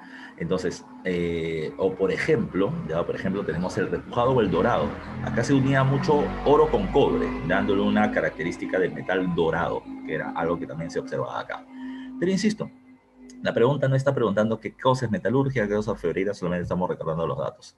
Estas 3 imágenes de acá están ligadas a qué cultura, a ver si alguien recuerda, ¿ya? A ver, dímelo por el chat. Ya hay una persona que dio respuesta, ya hay 2 personas que lo han hecho. 3. Somos 9 en sala, ¿ya? O sea, 9 alumnos. A ver, 4. A ver, vamos a ver qué han respondido. ¿De qué cultura es? ¿De qué cultura? No te preguntó la clave, ya te pregunta la cultura, ¿ya? Ya ves, no te vayas a una pregunta que no te he hecho, ¿ya? Entonces, estos 3 elementos terminan siendo de la cultura moche o mochica, ¿ya? Moche, mochica. Ya con eso sale la clave, ¿ya? Moche, mochica. Por ahí 2 compañeros me han dicho chimú, ¿ya? Chimú. Entonces, hay que recordar esto, ¿ya? Una pregunta que a mí me pareció muy buena, pregunta de examen de admisión de la UNI, no de San Marcos, de la UNI. La UNI terminó diciendo, ¿en qué región del Perú se terminó desarrollando las mejores muestras de metalurgia y orfebrería en el Perú prehispánico? ¿Ya? Entonces ya no te hablaban de qué periodo ni qué cultura, en qué región. Y las respuestas o las alternativas eran costa sur, sierra central, costa norte, sierra norte o región de la costa central. Así eran las alternativas. Y sin duda, la mejor región donde se ha desarrollado metalurgia y orfebrería es la costa norte. En la costa norte tenemos 3 ejemplos. Mochica en el intermedio temprano, ¿ya? Chimú y Sicán en el intermedio tardío. Son los mejores productores de joyas, ¿ya? Sin duda. Pero estos de acá le están ligados al señor de Zipán. La primera, la imagen esta circular, es una orejera. No es un arete, es una orejera. Cubre toda la oreja y está la imagen del señor de Zipán con un par de militares a su lado. La otra es un collar, si te das cuenta. Es un collar, pero es un collar que tiene forma de maní, la mitad hecha de oro y la mitad hecha de plata. Y la otra termina siendo como una suerte de corona, que tiene como la imagen de un pulpo, si te das cuenta, tiene como 8 brazos y un rostro con características felínicas que es Ayapaec, ¿ya? Que termina siendo el dios guerrero, el representante de la fuerza militar de los Moche. Ahora, Moche Mochica, ¿en qué periodo se desarrolla? Recuerden, el horizonte temprano es Chavín Paracas. El intermedio temprano es la época donde está Mochica, Nazca, Lima, Huarpa, ¿ya? Luego de estos, uno de estos pueblos, Huarpa, se transforma en Huari, y Huari va a terminar formando un gran imperio en la época del Horizonte Medio, conviviendo con Tiahuanaco. En el intermedio tardío tienes a las chichis y a las chachas. Chi de chimú, chi de chincha, cha de chanca, cha de chachapoyas. Y luego viene en el horizonte tardío los incas. Pues la clave acá termina siendo que estos elementos le pertenecen a la cultura mocho-mochica de la costa norte en la época del intermedio temprano. ¿Ok? La clave, por lo tanto, era la D de dedo y era lo que algunos habían respondido. ¿Ya? Entonces, vuelvo a repetir, ya voy a repetir. No se apresuren. O sea, si bien las respuestas los tienes que dar rápido, no te apresures. No lances la respuesta por ya, pues, a lo que venga. Ya, no, no. Hay que tener cuidado. Si no estás atinando las respuestas, no te preocupes. El examen de admisión todavía lo tenemos dentro de un tiempo. Pero lo que sí tienes que hacer es decir, pucha, no me están saliendo bien, hay que repasar más, hay que reforzar más, hay que darle con fuerza a los estudios, para mi curso y para todos los demás. Vamos con la pregunta número 5. A ver, que me están poniendo. Exacto. ¿Ya? Pregunta número 5. Dice, Tiahuanaco fue una compleja sociedad altiplánica, con presencia entre los actuales territorios de Perú, Bolivia y Chile, precisamente en la zona altiplánica, o la meseta del Collao. Y sobre ella podemos decir que, a ver, ¿qué podemos afirmar de Tiahuanaco? Primero, Tiahuanaco nace en el intermedio temprano, convive con Mocha y Nazca, pero sobrevive a la expansión Wari y convive con ellas en el horizonte medio. Su principal actividad económica no es la agricultura como todo lo demás, sino es la ganadería. ¿Ya? La ganadería, la crianza de animales como los auquénidos, por ejemplo. ¿Ya? Pero además de eso, no significa que no tengan agricultura. Van a terminar expandiendo, van a hacerle canales al lago Titicaca para poder ampliar la zona de cultivo, pero sus canales no son como los de Mochica, por ejemplo, donde aquí está la superficie y por acá pasa el agua, ¿ya? Se ve, sino que ellos, ¿qué es lo que hacían? La tierra que ellos hacían excavaciones en los canales y la tierra que acá sacaban los ponían en las laderas como montículos. Montículos donde cultivaban y que evitaba que las corrientes de aire muy frío de la zona del altiplano terminen congelando estos canales. Como venían teniendo una forma de pequeñas montañitas por donde, y en el medio de estas montañitas pasaba el agua del lago Titicaca, a esto se le conoce con el nombre de camellones o guaruguaru. Sirvió para ampliar la producción local de alimentos. Es decir, si antes producía oyuco, ahora produzco más oyuco, porque tengo más territorio para cultivar. Si antes producía maca o quinoa, ahora produzco más, ¿ya? Pero había otra cuestión. Habían productos que Tiahuanaco requería, pero que no estaban en su territorio, no crecían en su territorio. Entonces, ¿qué hacían? Lo terminaban obteniendo de otros lugares alejados. Pero fue como, comercio, intercambiamos tu oyuco por mi algodón. Sí, pero no. Tiahuanaco buscó la fórmula de poder obtener productos de otros lugares alejados sin el intercambio comercial. ¿Ya? ¿Qué hicieron? Hay dos posibilidades. Pudieron haber intercambiado tierras, pudieron haber llegado a un pueblo en la costa o en la sierra y le dice, ¿sabes qué? Dame un pedacito de tierra. Tú dame un pedazo de tierra en tu territorio para cultivar y yo te doy en mi territorio un pedazo de tierra para que cultives. Así tú podrías obtener oyuco y yo podría obtener algodón de la costa. O también se cree que fue por una cuestión religiosa. Tiahuanaco, al parecer, es el pueblo que difunde el culto al dios de las varas, al dios de los báculos, también llamado Huiracocha. Entonces, como él lo difunde, ¿ya? Como le difunde, ¿qué cosa es lo que sucede? Él le va a decir a los pueblos, ¿quieren que mi Dios ligado a la agricultura te ayude? Sí, sí, sí, perfecto. Mi Dios pide una cosa a cambio nada más. Lo que tenía pidiendo es un pedazo de terrenos para poder cultivar en él, ¿ya? Ahora, la gente va a decir, el pueblo dice, tú eres vivo, ¿ya? Tú quieres tierras y encima quieres que nosotros trabajamos para él. No, no, no te preocupes. Tú das las tierras y nosotros de Tiahuanaco vamos a llevar gente para que cultive en ese lugar. A eso se le conoce con el nombre del control vertical de pedidos ecológicos.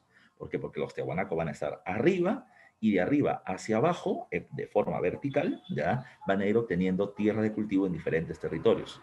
También se le llama agricultura complementaria, porque lo que no tienes acá lo complementas con productos de diferentes terrenos, sin intermediarios comerciales. También se le llama sistema de archipiélago. ¿Qué es un archipiélago? A ver si alguien recuerda. Racionamiento verbal. ¿Qué es un archipiélago?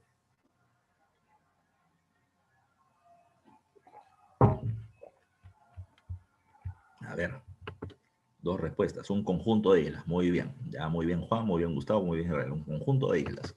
Entonces, como los tiahuanacos venían teniendo pequeños grupos de pobladores en la costa, en la sierra, en la selva, en el altiplano, si juntamos ellos son como islitas de tiahuanacos. Y si juntamos todas esas islitas tenemos el sistema de archipiélago tiahuanaco. ¿Ya?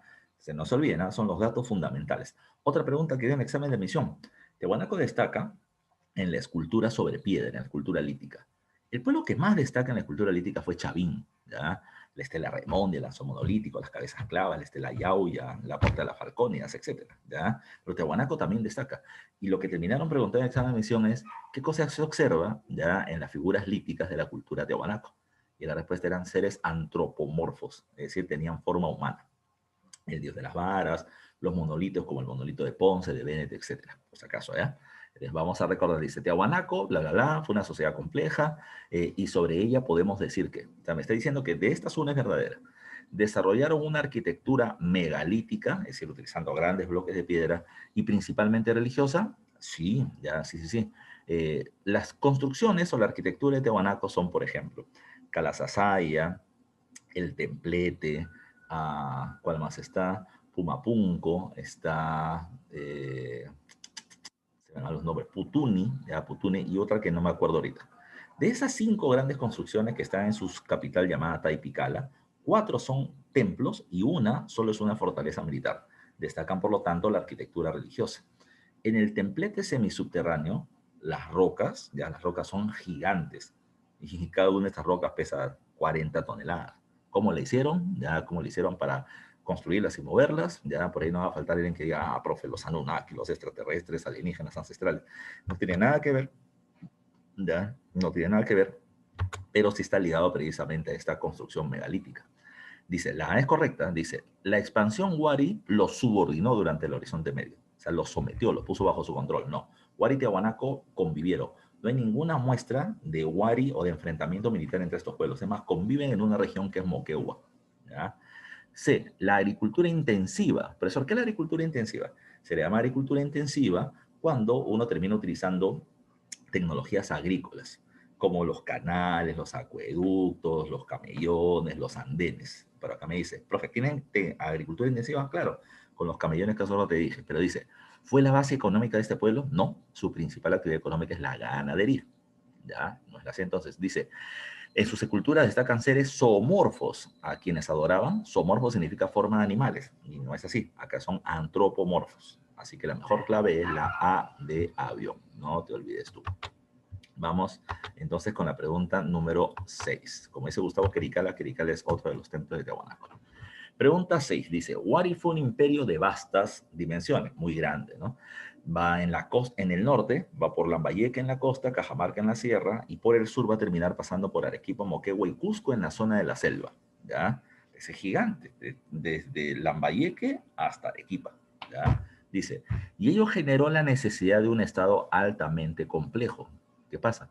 Tiene que controlar muchos territorios muy extensos con una gran cantidad de población, que tenía como necesidad fundamental mantener su influencia y dominio sobre las regiones de cada vez más alejados, y ante ello estableció, a ver, su capital se encuentra en Ayacucho, pero ¿cómo hago para controlar gente que está en Lima, en Ica, en Arequipa, en Cusco, ¿ya? En Lambayeque, en Cajamarca, en Ancash?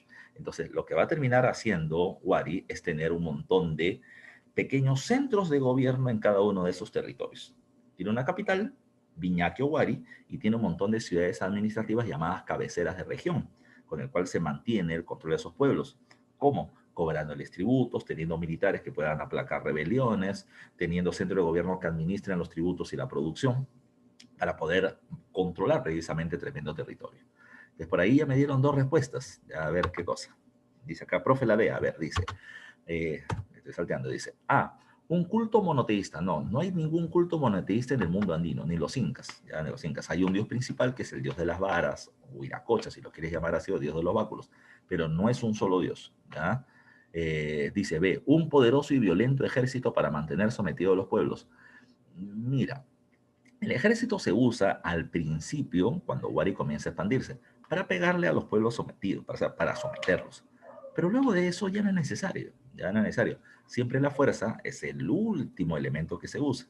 Es mejor decirte, mira, es mejor que estés contento con mi Dios para que mi Dios te ayude en la agricultura, ¿ya? Ahora, si no terminan aceptando eso, pongo leyes. Si no las cumples, te pego. Ahora, si no la quieres cumplir, ahí sí mando a las tropas para que terminen sometiéndote por la fuerza. Pero no es que Wari utilice la fuerza para todo, por si acaso, ¿ya? Dice, C, un agobiante sistema tributario que evite el financiamiento a las rebeliones. De que hay un montón de tributos, sí, de que con eso también se evita de que los pueblos puedan tener recursos para hacer tropas, sí, posiblemente pueda ser así. Pero la pregunta dice para mantener su influencia y dominio, no solamente para mantenerlas sometidas. La cuestión es administrar los recursos también. Y la mejor es la de una red de centros urbanos, pequeñas ciudades en diferentes territorios que permiten asegurar su dominio. Una pregunta de examen de admisión fue, ¿cuál termina siendo la principal característica de Wari? Y su principal característica es el urbanismo, la construcción de múltiples ciudades, una revolución urbana, ¿ya? Múltiples ciudades que le permitieron tener el control de muchos territorios. Los primeros que comienzan a construir ciudades como centros de administración de provincia son los Nazca, ¿ya? Los Nazca. Pero Nazca tuvo 3 ciudades para toda Ica. Wari tuvo 50 ciudades, 51 en todo el territorio. Multiplicó el sistema, hizo una revolución con respecto al uso de ciudades para el centro de dominio. La mejor clave es la D de dedo, ¿ya? El urbanismo, revolución urbana, que hacen los Wari, que ha sido pregunta de examen de admisión. El Capañán, ya el Capañán, por acá me están preguntando por interno, es un complemento a eso. La capital y las provincias entre sí van a estar interconectadas con una red de caminos o Capañán, que facilitaba el envío de tributos a la capital, el envío de tropas, ya el envío de tropas hacia las provincias, un mejor sistema administrativo. El Capañán complementa el sistema de ciudades administrativas. ¿Ok? Así que la clave es la D de dedo. Vámonos a la pregunta número 7. Estamos casi a la mitad, pero en el tiempo ya hemos superado precisamente el mismo. A ver, ¿cómo vamos de hora? Dice 18, faltan 22 minutos. Dice, establezca el enunciado correcto sobre el Tahuantinsuyo. O sea, de estos hay verdadero y falso. Hay que decir cuál es lo verdadero. A ver, dice, las etnias, que son los diferentes pueblos, fueron totalmente respetadas por el Estado inca. ¿Totalmente? No. Los incas lo que van a hacer en su proceso de expansión es con algunos hacer guerra, ¿ya? Violenta, en algunos terminar haciendo acuerdos con los curacas o los gobernantes locales, con los señores o reyes locales, y decir, tú vas a seguir siendo gobernante, pero ahora sometido al dominio de los incas. Vamos a respetar tu idioma, vamos a respetar tu religión, pero tienes que creer en el Inti como dios principal y tienen que hablar el quechua como idioma oficial del gobierno. O sea, se les respeta parcialmente y a algunos se les va a terminar atacando violentamente como las chachapoyas por estar rebelándose a cada rato. Entonces, ¿dónde está el problema? En esa palabra totalizadora. ¿Fueron totalmente respetados? No. Hay pueblos con los que se hacen pactos y hay pueblos a los que se les va a terminar sometiendo violentamente. La B me dice, las panacas constituyeron la cúspide, la parte más alta de la organización social de los incas. Sí, la organización social inca es nobiliaria o aristocrática. Los nobles tienen los mayores beneficios. Y entre los nobles hay 3 grupos. A ver, de abajo arriba, ¿ya? Está la nobleza provincial o advenediza. El noble provincial son los curacas y los reyes de los pueblos que fueron sometidos por los incas, ¿ya? El segundo piso terminan siendo la nobleza de privilegios, aquellos pueblos que fueron muy importantes para los incas en el proceso de construcción de su imperio, como los pueblos de los alrededores del Cusco que los ayudaron para derrotar a los chancas que los querían invadir. Son la nobleza de privilegio. Pero por encima de ellos, arriba en la cabeza, en la cúspide, está la nobleza de sangre o panacas, que son las familias de los incas, tanto del gobernante como de los que ya han gobernado anteriormente. Entonces, ellos están acá arriba, ellos tienen los principales cargos de gobierno, de ahí va a terminar saliendo el Auqui, que es el próximo inca heredero, ¿ya? Que se va a casar con su hermana y con sus primas también, para terminar estableciendo lazos políticos. Así que las panacas es real, esa clave B es correcta. Vamos a ver la C y la D, el Apunchic. ¿Qué es el Apunchic? No se olviden que el imperio incaico tenía una organización compleja. El imperio, el Tahuantinsuyo, está gobernado por el Inca, o el Zapac Inca. Pero ese Tahuantinsuyo está dividido en 4 suyos o 4 regiones. Y un suyo o región, lo gobernaba un Apocuna o Aposuyo. Un suyo, a su vez, estaba dividido en provincias, y esas provincias eran llamados con el nombre de Guamanís, y cada uno de estos lo dirigía un Apunchic o Tocricoc, y cada una de estas provincias estaba dividida en ayllus o curacazgos, liderado por un curac. Les dice acá, ¿el Apunchic cumplió la función de fiscalizador? No. El Apunchic dirige una provincia o guamaní. El fiscalizador es el que supervisaba que los jefes de ayllus, que los jefes de provincias, que los jefes de suyos estén haciendo bien su trabajo. Y este pata se llamaba el Tucuy-Ricuc o Tucuy-Ricuy. Así que la C, el Apunchic, no fiscaliza. El que lo hace es el Tucuy-Ricuc. El Capañán Wari fue usado por los incas sin cambio alguno. Los Wari hicieron red de caminos o Capañán, como hace un rato nos decían uno de sus compañeros, Piero, si no me falla la memoria, ¿ya? Y los incas también van a usar Capañán, pero la diferencia está en que los Wari llegan hasta Lambayeque y los incas hasta Colombia, ¿ya? Que los Wari llegan hasta Moquegua y los incas llegan hasta Chile. Así que la red de caminos fue ampliada, mejorada y puesta en el centro ahora la capital de los incas, que es el Cusco. Entonces la clave termina siendo, a ver quién respondió por ahí, la clave termina siendo la B de bandera, como muy bien dice Ruth. ¿Ok? Vamos con la pregunta número 8. ¿Ya? Dice, el proceso de invasión hispánica, ¿ya? El proceso de invasión española sobre América, no solo sobre el Tahuantinsuyo, sobre toda América, trajo una serie de consecuencias en América, continentales y a nivel mundial, globales. Entre ellas tenemos, ¿ya? Entonces, ¿cuál es una consecuencia del proceso de invasión a América? Dice, A, una gran permeabilidad religiosa en el Nuevo Mundo, tolerando las diferencias. ¿Qué significa? Es decir, que los españoles terminan diciendo, mira, ¿sabes qué? Nos traemos la religión cristiana, pero como ustedes tienen su propia religión, la acepto, podemos convivir, compartimos, terminamos mezclando nuestras creencias. No fue así, ya no fue así. La religión cristiana se impone. Al principio se intentó que la gente crea, ya se intentó, digamos, decirle, mira, los dioses en los que ustedes creen no son los correctos, yo les voy a traer la fe verdadera y se las voy a enseñar para que ustedes crean en ella. Así lo hicieron los dominicos, pero luego vino una mayor agresividad. Lo que comúnmente se llama extirpación de idolatrías, que acá en el Perú fue en la zona de la costa y la sierra central muy fuerte, ¿ya? En donde se destruían templos, se asesinaban sacerdotes o chamanes locales, etc. Y esto es parte de algo más violento, pero no hubo esa permeabilidad de que mezclamos elementos, no. Profesor, pero ¿cómo que no? Si, por ejemplo, en el pueblo de mis padres, por ejemplo, se sigue haciendo el culto a la tierra, a la Pachamama, para que la Pachamama nos termine dando alimentos. Sí, pero ahora se ponen también elementos religiosos como la Virgencita o el Santito, la imagen de Jesús, para que nos ayude.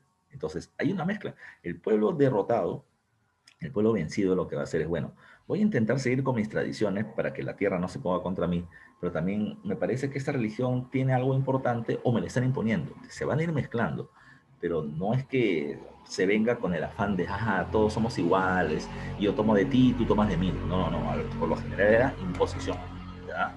La B me dice, la total occidentalización de la cultura y las costumbres de los pueblos americanos. Si eso fuera así, no seguiríamos hablando quechua, no seguiríamos haciendo el rito del pago a la tierra. Entonces no hay una total, ¿ya? Total, palabra totalizadora. Ahí tienes siempre cuidado. Una gran inmigración forzosa de población africana sobre América. Eso sí es cierto, ¿no? O sea, lo que hay que tomar en cuenta es que recuerden que los españoles van a traer una de las consecuencias de la invasión española es la difusión de enfermedades y un gran número de muertos por eso. Entonces es ahí donde se comienza a poblar partes, sobre todo la zona de Centroamérica, el Caribe, con población africana, ¿ya? Así que eso es correcto, ¿ya? Y forzosa, claro, porque viene en condición de esclavitud, no se olviden. Dice, el abaratamiento del costo de vida para los sectores populares en Europa. Nel, para nada. De América se extrae oro y mucha cantidad de plata. Ya hay mucha cantidad de plata. Pero recuerden que cuando la plata de América termina llegando a España la hizo muy rica. Pero la plata y el oro, que eran escasos, ahora son abundantes en Europa. Como la plata abunda, el precio de la plata baja y el precio de los alimentos sube. Y eso va a perjudicar mucho a los sectores populares. A eso se le conoce con el nombre de la revolución de los precios, ¿ya? Entonces, no es que sea barata, al contrario, se acrecenta el precio de los productos para la población. Así que la mejor clave es la C de casa en esta pregunta. ¿Ok? A ver, ¿qué me pondré por acá? Muy bien, Perito, la clave termina siendo la C de casa. Pregunta número 9, un poquito más larga, dice, la denominada resistencia indígena del siglo XVI, ¿ya? Es decir, producto de la invasión española, y no más, la resistencia que se hace de inmediato, tanto a nivel armado, político y religioso, fue parte del boom de la historia social de la segunda mitad del siglo XX por parte de los historiadores. Es decir, los historiadores comenzaron a buscar en los archivos documentos que terminen diciendo que hubo una época de resistencia, de oposición violenta o religiosa a la invasión española, ¿ya? En donde historiadores e historiadores, antropólogos, entre otros, y de este periodo podemos asegurar, ¿ya? ¿Qué cosa es real sobre esta época de la llamada resistencia andina? ¿Ya? Dice, A, la élite indígena fue monolítica, es decir, fueron un grupo así compacto, ya compacto en su forma de actuar, ya. Fue monolítica, sentando lucha militar y oposición administrativa a los advenedizos o a los recién llegados españoles o peninsulares. Falso. Recuerda que hay un montón de pueblos, que ha sido pregunta de examen de admisión además, que se oponen, ya que se oponen, o que se ponen del lado de la invasión española. Huancas, chancas, tumpis, tallanes, cañaris, huaylas, etcétera, se unen con los españoles para poder recuperar su autonomía o su independencia que los incas le habían terminado arrebatando. Entonces, la A no es correcta, ¿ya? Claro, recuerden, los incas eran un imperio, no se olviden, ¿no? Los incas se expandían, terminaban tomando el control del territorio, cobraban tributos, los antiguos gobernantes tenían que someterse a los incas. No es que todo el mundo dijera, ay, el inca, buena gente, gracias por someterme. No, no, no. Ellos querían recuperar su autonomía y por lo tanto, esta era una buena posibilidad, apoyar a los españoles para eso. Entonces, no es que todas las élites indígenas dijeron, no, todos juntos contra los españoles. No fue así. ¿Ya? La A es incorrecta. Dice, se produjo un rechazo ya generalizado entre los indígenas a la religión cristiana, manteniendo abiertamente su culto a las huacas. No, no es un rechazo generalizado. Digamos, hay un rechazo inicial, pero la gente se va haciendo cristiana, por las buenas o por las malas, pero no es que todos lo terminen rechazando. Eso tampoco es correcto. Las órdenes religiosas que llegaron al Perú buscaron imponer a sangre y fuego su fe, destruyendo cualquier vestigio idolátrico. Mira, no todas las órdenes religiosas, los dominicos fueron un poco más, digamos así, intentaron educar a la gente bajo el cristianismo, pero no, los franciscanos y demás no lo van a hacer así. La élite dirigencial rebelde buscó recuperar su poder inca o, con el transcurrir de los años, obtener los mayores beneficios posibles. Espero recuerden esto, porque esto se vio, por ejemplo, cuando hablamos de los incas de Vilcabamba. Manco Inca hizo rebelión, rebelión, rebelión. Perdió en Cusco, su primo en Lima, él perdió en la propia zona de Vilcabamba, en la selva, y su hijo Zaire, él quería recuperar el control de Tahuantinsuyo, pero no lo logró. Su hijo Zairitupa dijo, ya, yo ya no me sigo rebelando con tal que me den la encomienda del Yucay. Su hermano Titucuzo Yupanqui, ya, yo no me sigo rebelando con tal de que me den el cargo de rey o inca de Vilcabamba. Su hermano Tupac Amaru intentó continuar, pero al final lo mataron. Entonces, el primero, Manco Inca, quiere recuperar el Tahuantinsuyo, los otros se dieron cuenta que no se va a poder, así que intentaron obtener los mayores beneficios posibles. Así que la mejor clave es la D de dedo. Ya, la D de dedo. Creo que por ahí me habían respondido. A ver. Muy bien, ya, muy bien, Piero. La clave es la D de dedo. Vámonos a la pregunta número 10. ¿Ya? 10. Dice, el comercio durante el periodo del virreinato goza o gozaba de una diversidad de rutas externas e internas. Eso, ruta interna, ¿cómo es eso? O sea, dentro del virreinato habían rutas comerciales. Por ejemplo, estaba la ruta de los obrajes, de la ropa, que salían de Quito, Ecuador, pasaban por Trujillo, de Trujillo a Lima, de Lima a Cusco, de Cusco a Potosí, Bolivia. Había toda una ruta comercial entre proveedor y comprador e intermediarios comerciales. Esa es una ruta interna. Igual que la producción, la venta de hoja de coca, que del aguardiente, y etcétera de cosas, ¿ya? Y una ruta externa. ¿Cuál es la ruta externa? Comercio entre Perú y España, ¿ya?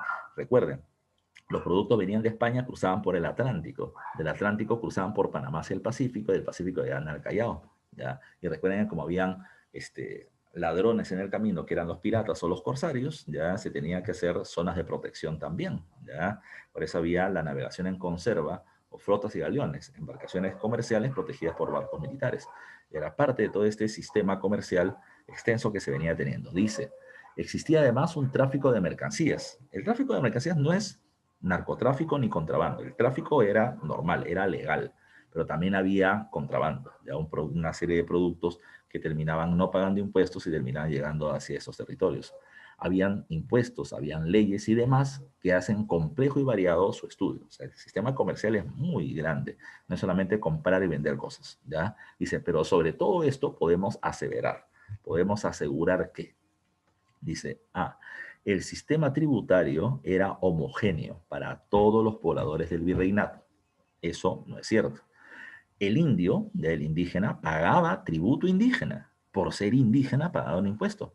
Pregunta, ¿había tributo negro por ser negro? No. ¿Había tributo blanco por ser blanco? No.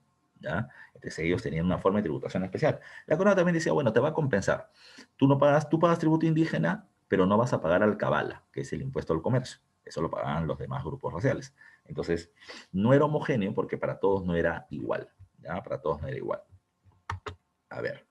No, el indígena mantenía todo. Más o menos, ¿no? Como los indígenas son la mayoría, ellos son los que van a pagar. El tributo indígena es el impuesto más grande, la más grande. Pero el indígena común y corriente no pagaba alcabala, no pagaba quinto real. El quinto real, que es el tributo a la actividad minera, lo pagaban los dueños de minas. Y el indio del común no era dueño de minas. Entonces ahí no era para todos el sistema tributario, tenía sus particularidades, ¿ya? A ver, dice acá, la presencia de piratas y corsarios, que luego son ladrones en el mar, el primero roba y se lo reparten entre los ladrones, que son los piratas, el segundo comparte el botín con una corona o un reino que los ayuda, el reino de Inglaterra, por ejemplo. Dice, la presencia de piratas y corsarios se opone al sistema monopólico comercial que se pregonaba. ¿Qué era monopolio? El monopolio es el hecho por el cual solo España le puede vender productos a América. Los piratas y corsarios no venden productos, roban productos. Entonces ellos no se oponen al monopolio, ellos son ladrones. Ellos son ladrones. Lo que se opone al monopolio es el contrabando. ¿Ya? Llegan productos de otros territorios, ¿ya? Pero no es el tema del robo. ¿Ya? Siquiera el contrabando se opone al sistema monopólico, sí, ¿ya? Pero no es lo que dice. Acá hablan de los ladrones. ¿Ya? La CM dice, España tuvo la capacidad de proveer a toda América las mercancías que se necesitaban para el consumo interno. No. Al principio, España comenzó a pensar en un gran negocio. El gran negocio era la venta de ropa, porque hay un montón de gente y la gente se tiene que vestir. España dijo, y acá me doblé, voy a vender ropa a todo el mundo y gano un montón de plata. Pero después se dieron cuenta que su capacidad de producción era muy baja y por lo tanto en América comenzaron a aparecer obrajes, centros de producción de ropa a nivel local. Así que España no tuvo la capacidad, quiso, pero no podía producir tanto.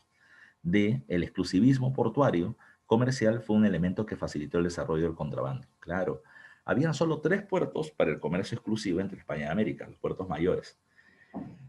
Sevilla en España, Veracruz en México y Callao en el Perú. Entonces, España traía productos al Callao y el Callao, que era el que dirigía el virreinato del Perú, distribuía los productos entre los actuales países de Ecuador, Panamá, Colombia, Chile, Bolivia, Argentina. ¿Ya?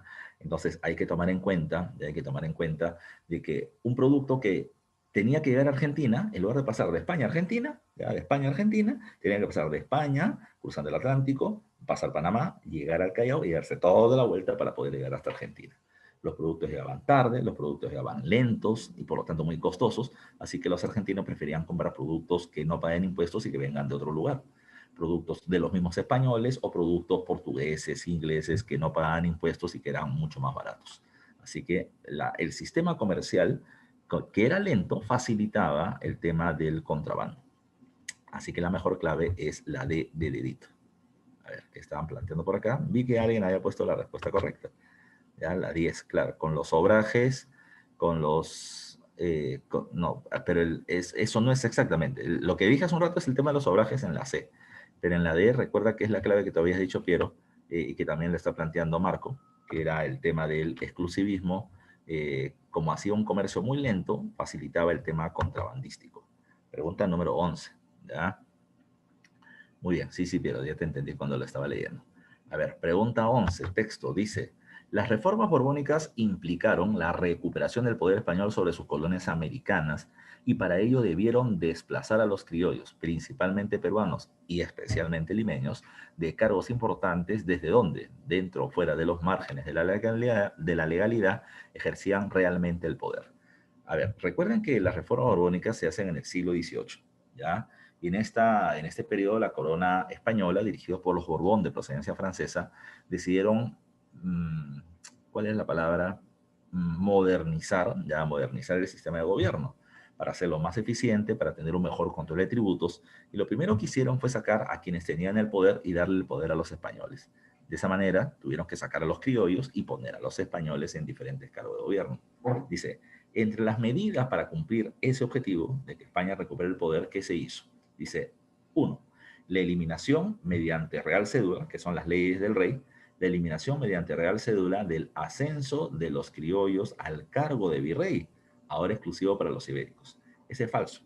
¿Por qué? Porque los criollos americanos, los descendientes españoles nacidos en América, obtuvieron grandes cargos de gobierno, pero había un cargo al que no podían entrar, que era el cargo de virrey. Tú podías ser corregidor de una provincia, podías ser oidor o juez de una real audiencia, pero no podía ser virrey. Entonces no se le quita ese cargo, porque nunca lo tuvieron. Entonces la 1 es falso. La 2 me dice, La Real Hacienda, que es el Ministerio de Economía de la época, ¿ya? Y los corregimientos, que son las provincias, pasan a ser dirigidos principalmente por hispanos. Eso sí es correcto, porque van a sacar a los criollos y van a reemplazarlos con españoles. No sacan a todos los criollos, pero sí los debilitan muy fuertemente. La 2 está bien. Entonces, dice acá, se desequilibra en favor de los españoles los puestos de oidores en la Real Audiencia de Lima, ¿verdad? De los 12 oidores que habían, o 12 jueces, 11 eran criollos limeños. Ahora votan a 7 y lo reemplazan con 14 españoles. Entonces el equilibrio de poder va más ahora a favor de España. Dice, el inicio de los juicios de residencia. ¿Qué era ser un juicio de residencia? Era el juicio que se le hacía al virrey una vez que acababa su cargo, ¿ya? Al virrey tú lo podías denunciar de cualquier cosa, pero no le podías hacer juicio, sino hasta que acabe su gobierno. Los juicios de residencia se hacían a acabar el gobierno. Dice, el inicio de los juicios de residencia a todo funcionario de procedencia americana. No, eso venía de antes y solo se hacía a los virreyes, ¿ya? Entonces, a ver, ¿cuál era la respuesta correcta? La 2 es correcta, la 3 es correcta. Así que la clave es la B de besito, ¿ya? A ver si respondieron por acá. La 11, Marco me decía la B, muy bien, hijo, ¿ya? Vamos con la pregunta 12. Ya me faltan 3 minutos y me faltan 4 preguntas, así que vamos a correr un poquito. Dice, sobre las múltiples insurrecciones o levantamientos indígenas del siglo XVIII. Recuerden que el hombre más importante de ese periodo es Tupac Amaru II, con su rebelión en el Cusco en 1780. Pero no significa que fuera el primero, sino significa de que es la rebelión más fuerte de muchas que se fueron sumando entre Perú y Bolivia, sobre todo entre la costa y la sierra, sobre todo por el tema tributario, que se hizo muy pesado y generó múltiples rebeliones entre la población. Dice, las medidas tributarias borbónicas crisparon sus ánimos. Claro, o sea, crisparon es que la gente se puso muy tensa y comenzaron los levantamientos. Antes yo podía evadir el tributo indígena yéndome a vivir a un lugar diferente del que he nacido, ¿ya? Así, pero ahora la corona va a decir no. Si tú naciste en Lima, ya antes pagabas en Lima tus tributos, pero si te has ido a Cusco, en Cusco vas a pagar donde te encuentres. Y además de eso vas a tener que pagar otra cosa, vas a tener que pagar, vas a tener que comprar, vas a estar obligado a comprarle más productos al corregidor con el sistema de los repartos. La gente ve cómo su dinero se va yendo por compra de productos innecesarios en el reparto, por tributos cada vez más fuertes, y por eso es que la gente se pone brava y comienzan a rebelarse. La mayoría de las rebeliones son momentáneas, ¿ya? Es decir, viene el corregidor a cobrar impuestos y la gente lo agarra a piedrones para no pagar. Pero hay algunos levantamientos que sí son bravos y la gente se rebela por mucho tiempo o buscando reformas, como la de Tupac Amaru, por ejemplo. Entonces, dice, ¿las medidas tributarias crisparon los ánimos de la población? Sí. Una de las consecuencias de la aplicación de la reforma borbónica son las rebeliones indígenas. B. Cayeron todas ellas en faccionalismos debilitándolas. ¿A qué se refiere con faccionalismos? De que se fueron dividiendo, ¿ya? Dividiendo las rebeliones. Y dicen, y la respuesta es no. ¿Por qué? Por una palabra que está ahí, ¿ya? Por la palabra todas. Y no, ¿ya? La mayoría de las insurrecciones son momentáneas, ¿ya? Le pego al corregidor, no pago mis impuestos y ya me calmé, ya me calmé. Pero si hay las rebeliones que son más grandes, sí van a comenzar a dividirse, por ejemplo, como la de Tupac Amaru en Bolivia, en donde un grupo son quechuas, otros son aymaras, y eso debilita la rebelión, pero no todas. Dice, ¿se vieron inspiradas por la rebelión de Tupac Amaru II? No, porque Tupac Amaru II es la última de las rebeliones, ¿ya? De las grandes rebeliones, pero no es la primera. Si hubiese sido al principio, todos dijeran, vamos a hacerlo como Tupac Amaru, ¿ya? Pero no, es la de mayor violencia en la etapa final de este periodo. Y la D me dice, todas tenían propuestas claras de cambio en la administración.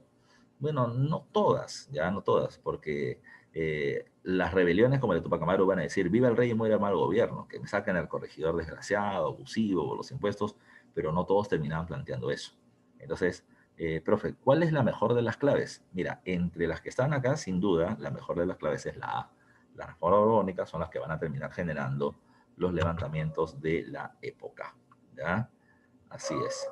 Claro, la mayoría son reformistas, ¿ya? Uno, y ni siquiera reformistas, son antitributarios. Le pego al corregidor, no me cobra tributo en junio, lo pago en diciembre. No hay problema, ya no hay problema. Pero las otras, como la de Tupac Amaru, la de Juan Atahualpa, sí buscaban algunas reformas. No independencia, no revolución, pero sí algunas reformas. ¿Ya? 12, A de avión. Pregunta número 13, ¿ya? 13, 14 y 15, nos quedan 3 más y nos vamos. ¿Cuál es la importancia de las Cortes de Cádiz para la realidad americana en su contexto? A ver, no se olviden, ¿eh? Francia invade España en 1808, Napoleón pone a su hermano José Bonaparte como rey de España, y esto es rechazado en España.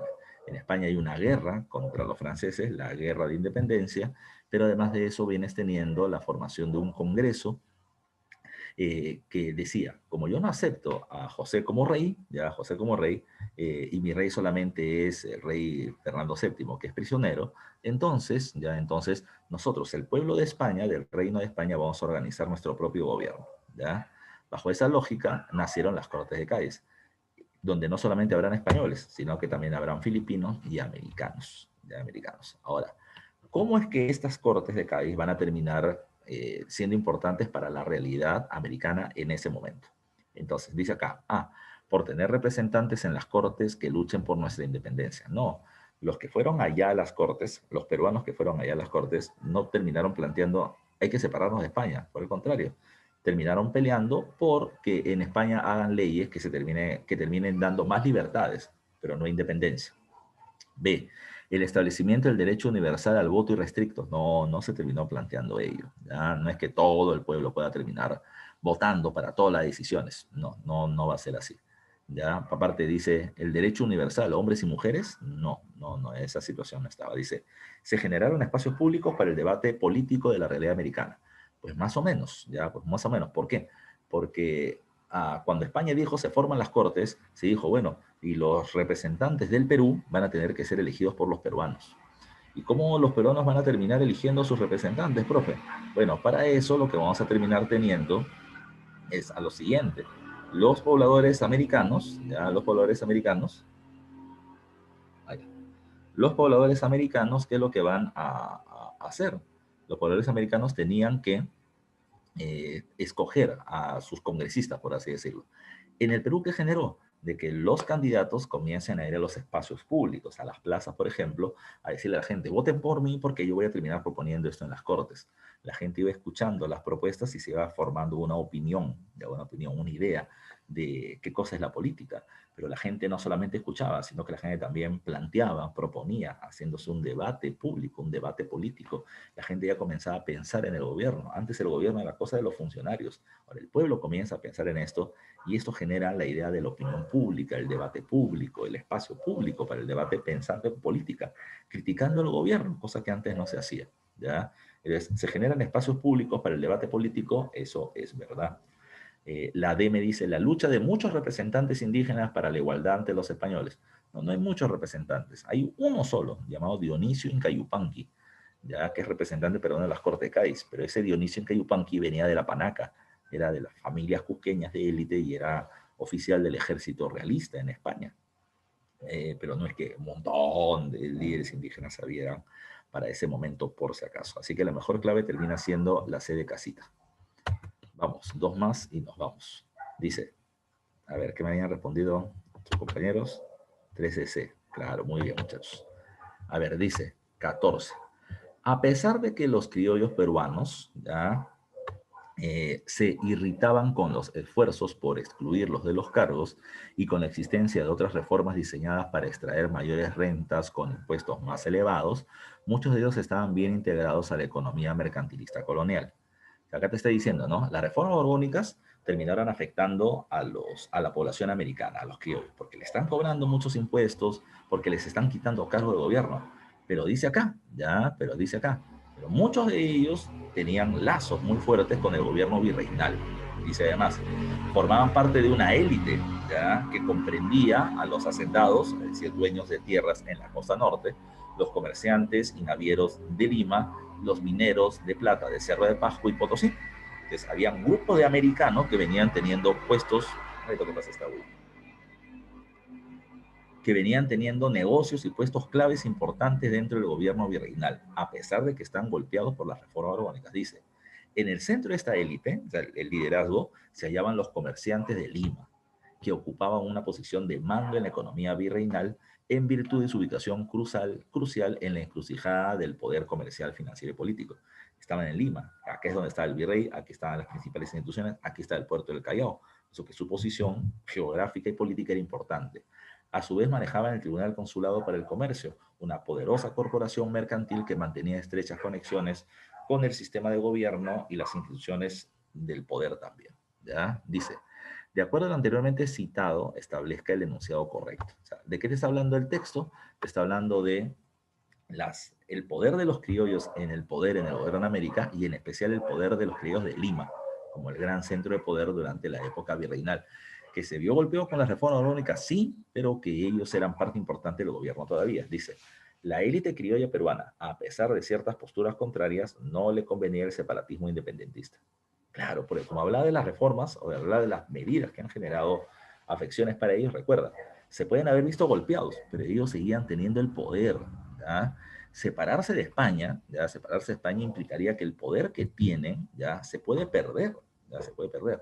Hay una vieja frase que dice, ya es mejor malo conocido que bueno por conocer. ¿Ya? De tal forma que el sistema virreinal ya se conocía. Establecer un sistema nuevo podría terminar generando complicaciones. No lo conozco y puedo perder. Así que esta alternativa está bien. La B me dice, las reformas borbónicas les arrebató puestos de gobierno y anuló las actividades económicas a la élite peruana. Eso también es correcto, ¿no? Las reformas borbónicas les arrebató puestos de gobierno, ya, pero acá dice la otra, ¿no? Y anuló las actividades económicas, no las anula, las debilita, las perjudica, pero seguían existiendo, ¿ya? Seguían existiendo. Si le hubiesen quitado puestos y negocios, ahí sí la gente se hubiera chorado. Pero lo que hicieron fue perder puestos de gobierno, pero no todos, ¿ya? Acá me están poniendo, me dice, profe, algunos criollos traicionaron a las rebeliones en sus puntos, en su punto de declives.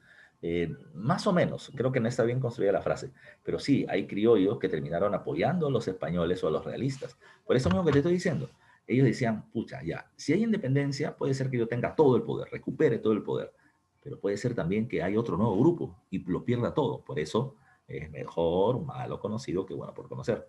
El problema de la B es nuevamente su totalidad y anuló las actividades económicas y no las anula por completo. C. La actividad minera fue totalmente eliminada con el objetivo de debilitar el comercio criollo interno en el Perú. ¿Fue totalmente eliminada? No, fue totalmente eliminada. Debilitada sí, pero totalmente eliminada no. Dice, el poderoso sector criollo peruano comprendía que la independencia le daría un salto de calidad a su comercio. No, no van a comprender eso, ¿ya? Ellos al contrario, se ven perjudicados, pero insisto, no están perdiendo todos los cargos, no están perdiendo su comercio, no están perdiendo el negocio, así que, bueno, ya pierdo 20, pero sigo ganando 80. Es mejor que tal vez con la independencia pierda todo. Así que la mejor clave es la clave A de avión, ¿ya? No se olviden. Pregunta número 15, la última pregunta, ya para poder ya pasar a retirarnos en esta clase dominical. Dice, sobre el proceso de independencia peruana, establezca el enunciado incorrecto. ¿Ya? Independencia, me están pidiendo lo falso. ¿Ya? Dice, A, la industrializada Inglaterra jugó un papel indirecto en dicho proceso. ¿Verdad que sí? Inglaterra va a terminar respaldando y hasta financiando el proceso de independencia en América. ¿Por qué? Porque lo que quería Inglaterra era que América se separe de España para de esta manera Inglaterra, la Inglaterra industrializada, pueda meter sus productos en América, cosa que antes no podía porque éramos un monopolio comercial de los españoles. Así que eso sí es correcto. Inglaterra, repito, respalda a la corriente libertadora del sur de San Martín y financia a la corriente libertadora del norte de Simón Bolívar. Si hay una influencia en este proceso. B. San Martín realizó acciones para que la élite respaldara sus propuestas de cambio. Sí, no se olviden. San Martín llega a Ica, ¿ya? San Martín rodea y bloquea la ciudad de Lima, ¿ya? Para que no hayan alimentos y el pueblo se ponga de su lado. Cuando esto genera rebeliones o enfrentamientos entre los propios españoles y sacan al virrey Pezuela en el motín de Napuquio, y el pueblo se está levantando porque los alimentos son escasos y caros, y los indígenas de la sierra están viniendo para que se les elimine el tributo indígena, y los negros están llegando a Lima para que se les elimine la esclavitud. La nobleza de Lima le pide a San Martín que por favor dé la independencia. Entonces se hizo todo un trabajo, ya todo un trabajo, para que San Martín no entre a la fuerza y sea visto como un invasor, sino que el trabajo fue para que San Martín sea visto como el liberador de todos los problemas. Así que realizó acciones para eso, para que la élite criolla, la élite del poder de Lima, diga, por favor, San Martín, libéranos, ¿ya? Ayúdanos. Bastante hábil para eso. C. Antonio José de Sucre, ¿ya? Que es el jefe militar de Simón Bolívar y de la corriente libertadora del norte, apertura el camino político para la llegada de Bolívar al Perú. Sí, después de que fracasan las llamadas campañas de puertos intermedios para intentar derrotar a las fuerzas realistas que en el sur todavía estaban después de que San Martín ya se había retirado, Sucre llega al Perú para apoyar militarmente, pero como llegó tarde, vamos a ponerlo así, se pone como asesor en el Congreso y hace de que un grupo pida el retiro, la vacancia del gobierno de Ribagüero, y le dice a Ribagüero que lo quieren votar y él genera su grupo llevándose un grupo de congresistas a Trujillo. Y ahora veníamos teniendo 2 capitales, Lima y Trujillo, 2 presidentes, Ribagüero y Torre, y una bronca tremenda interna, ¿ya? De esa manera, ante el caos, la gente decía, oh, ¿y ahora quién podrá salvarnos? Y la respuesta era el Bolivarín Colorado, ¿ya? Así que Sucre facilita el camino para que Bolívar sea traído al Perú con el cargo de dictador, que es la condición que él pondrá. Dice, D, la élite criolla, antes, durante y después de la presencia de San Martín, tuvieron firmes convicciones separatistas, ¿ya? Y la respuesta, ya, y la respuesta es que no, ya, que no. ¿Por qué? Porque los criollos limeños estaban divididos en 3 bandos. Los fidelistas, los leales a la corona española y que querían que España no siga gobernando como lo está haciendo, ¿ya? Que eran la mayoría, además, de lo que hemos visto en la pregunta anterior. Recuerden, ellos tienen poder y no lo quieren perder por completo. Otro grupo eran los reformistas, es decir, que España no siga gobernando, que el rey no siga gobernando, pero con algunos cambios. Y el otro grupo eran los separatistas, los que querían independencia, ¿ya? Pero son un grupo más reducido. Entonces, acá dice, ¿no? La élite criolla, ¿ya? La élite, todos los criollos limeños, ¿tuvieron firmes convicciones separatistas? No, ya no. Muchos de ellos aceptan la independencia cuando ya no había nada que hacer, ¿no? Ya, para no perder el poder dijeron, ya, viva la independencia del Perú, pero no estaban muy convencidos de eso. Así que lo incorrecto es esta última alternativa. ¿Ok, muchachos?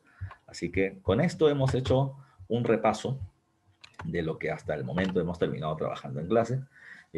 Vuelvo a insistir con lo que te he dicho. Tú has estado leyendo las preguntas, has estado buscando cuáles terminan siendo tus alternativas, ya en algunas has terminado dando la respuesta correcta que yo luego te terminaba afirmando, en otras no. Así que, ¿qué hay que hacer? Hay que seguir estudiando, hay que reforzar. Así que la Academia Mega termina siendo el camino correcto precisamente para que puedas conseguir ese resultado de ingresar a la universidad que tú tanto deseas, ¿ya?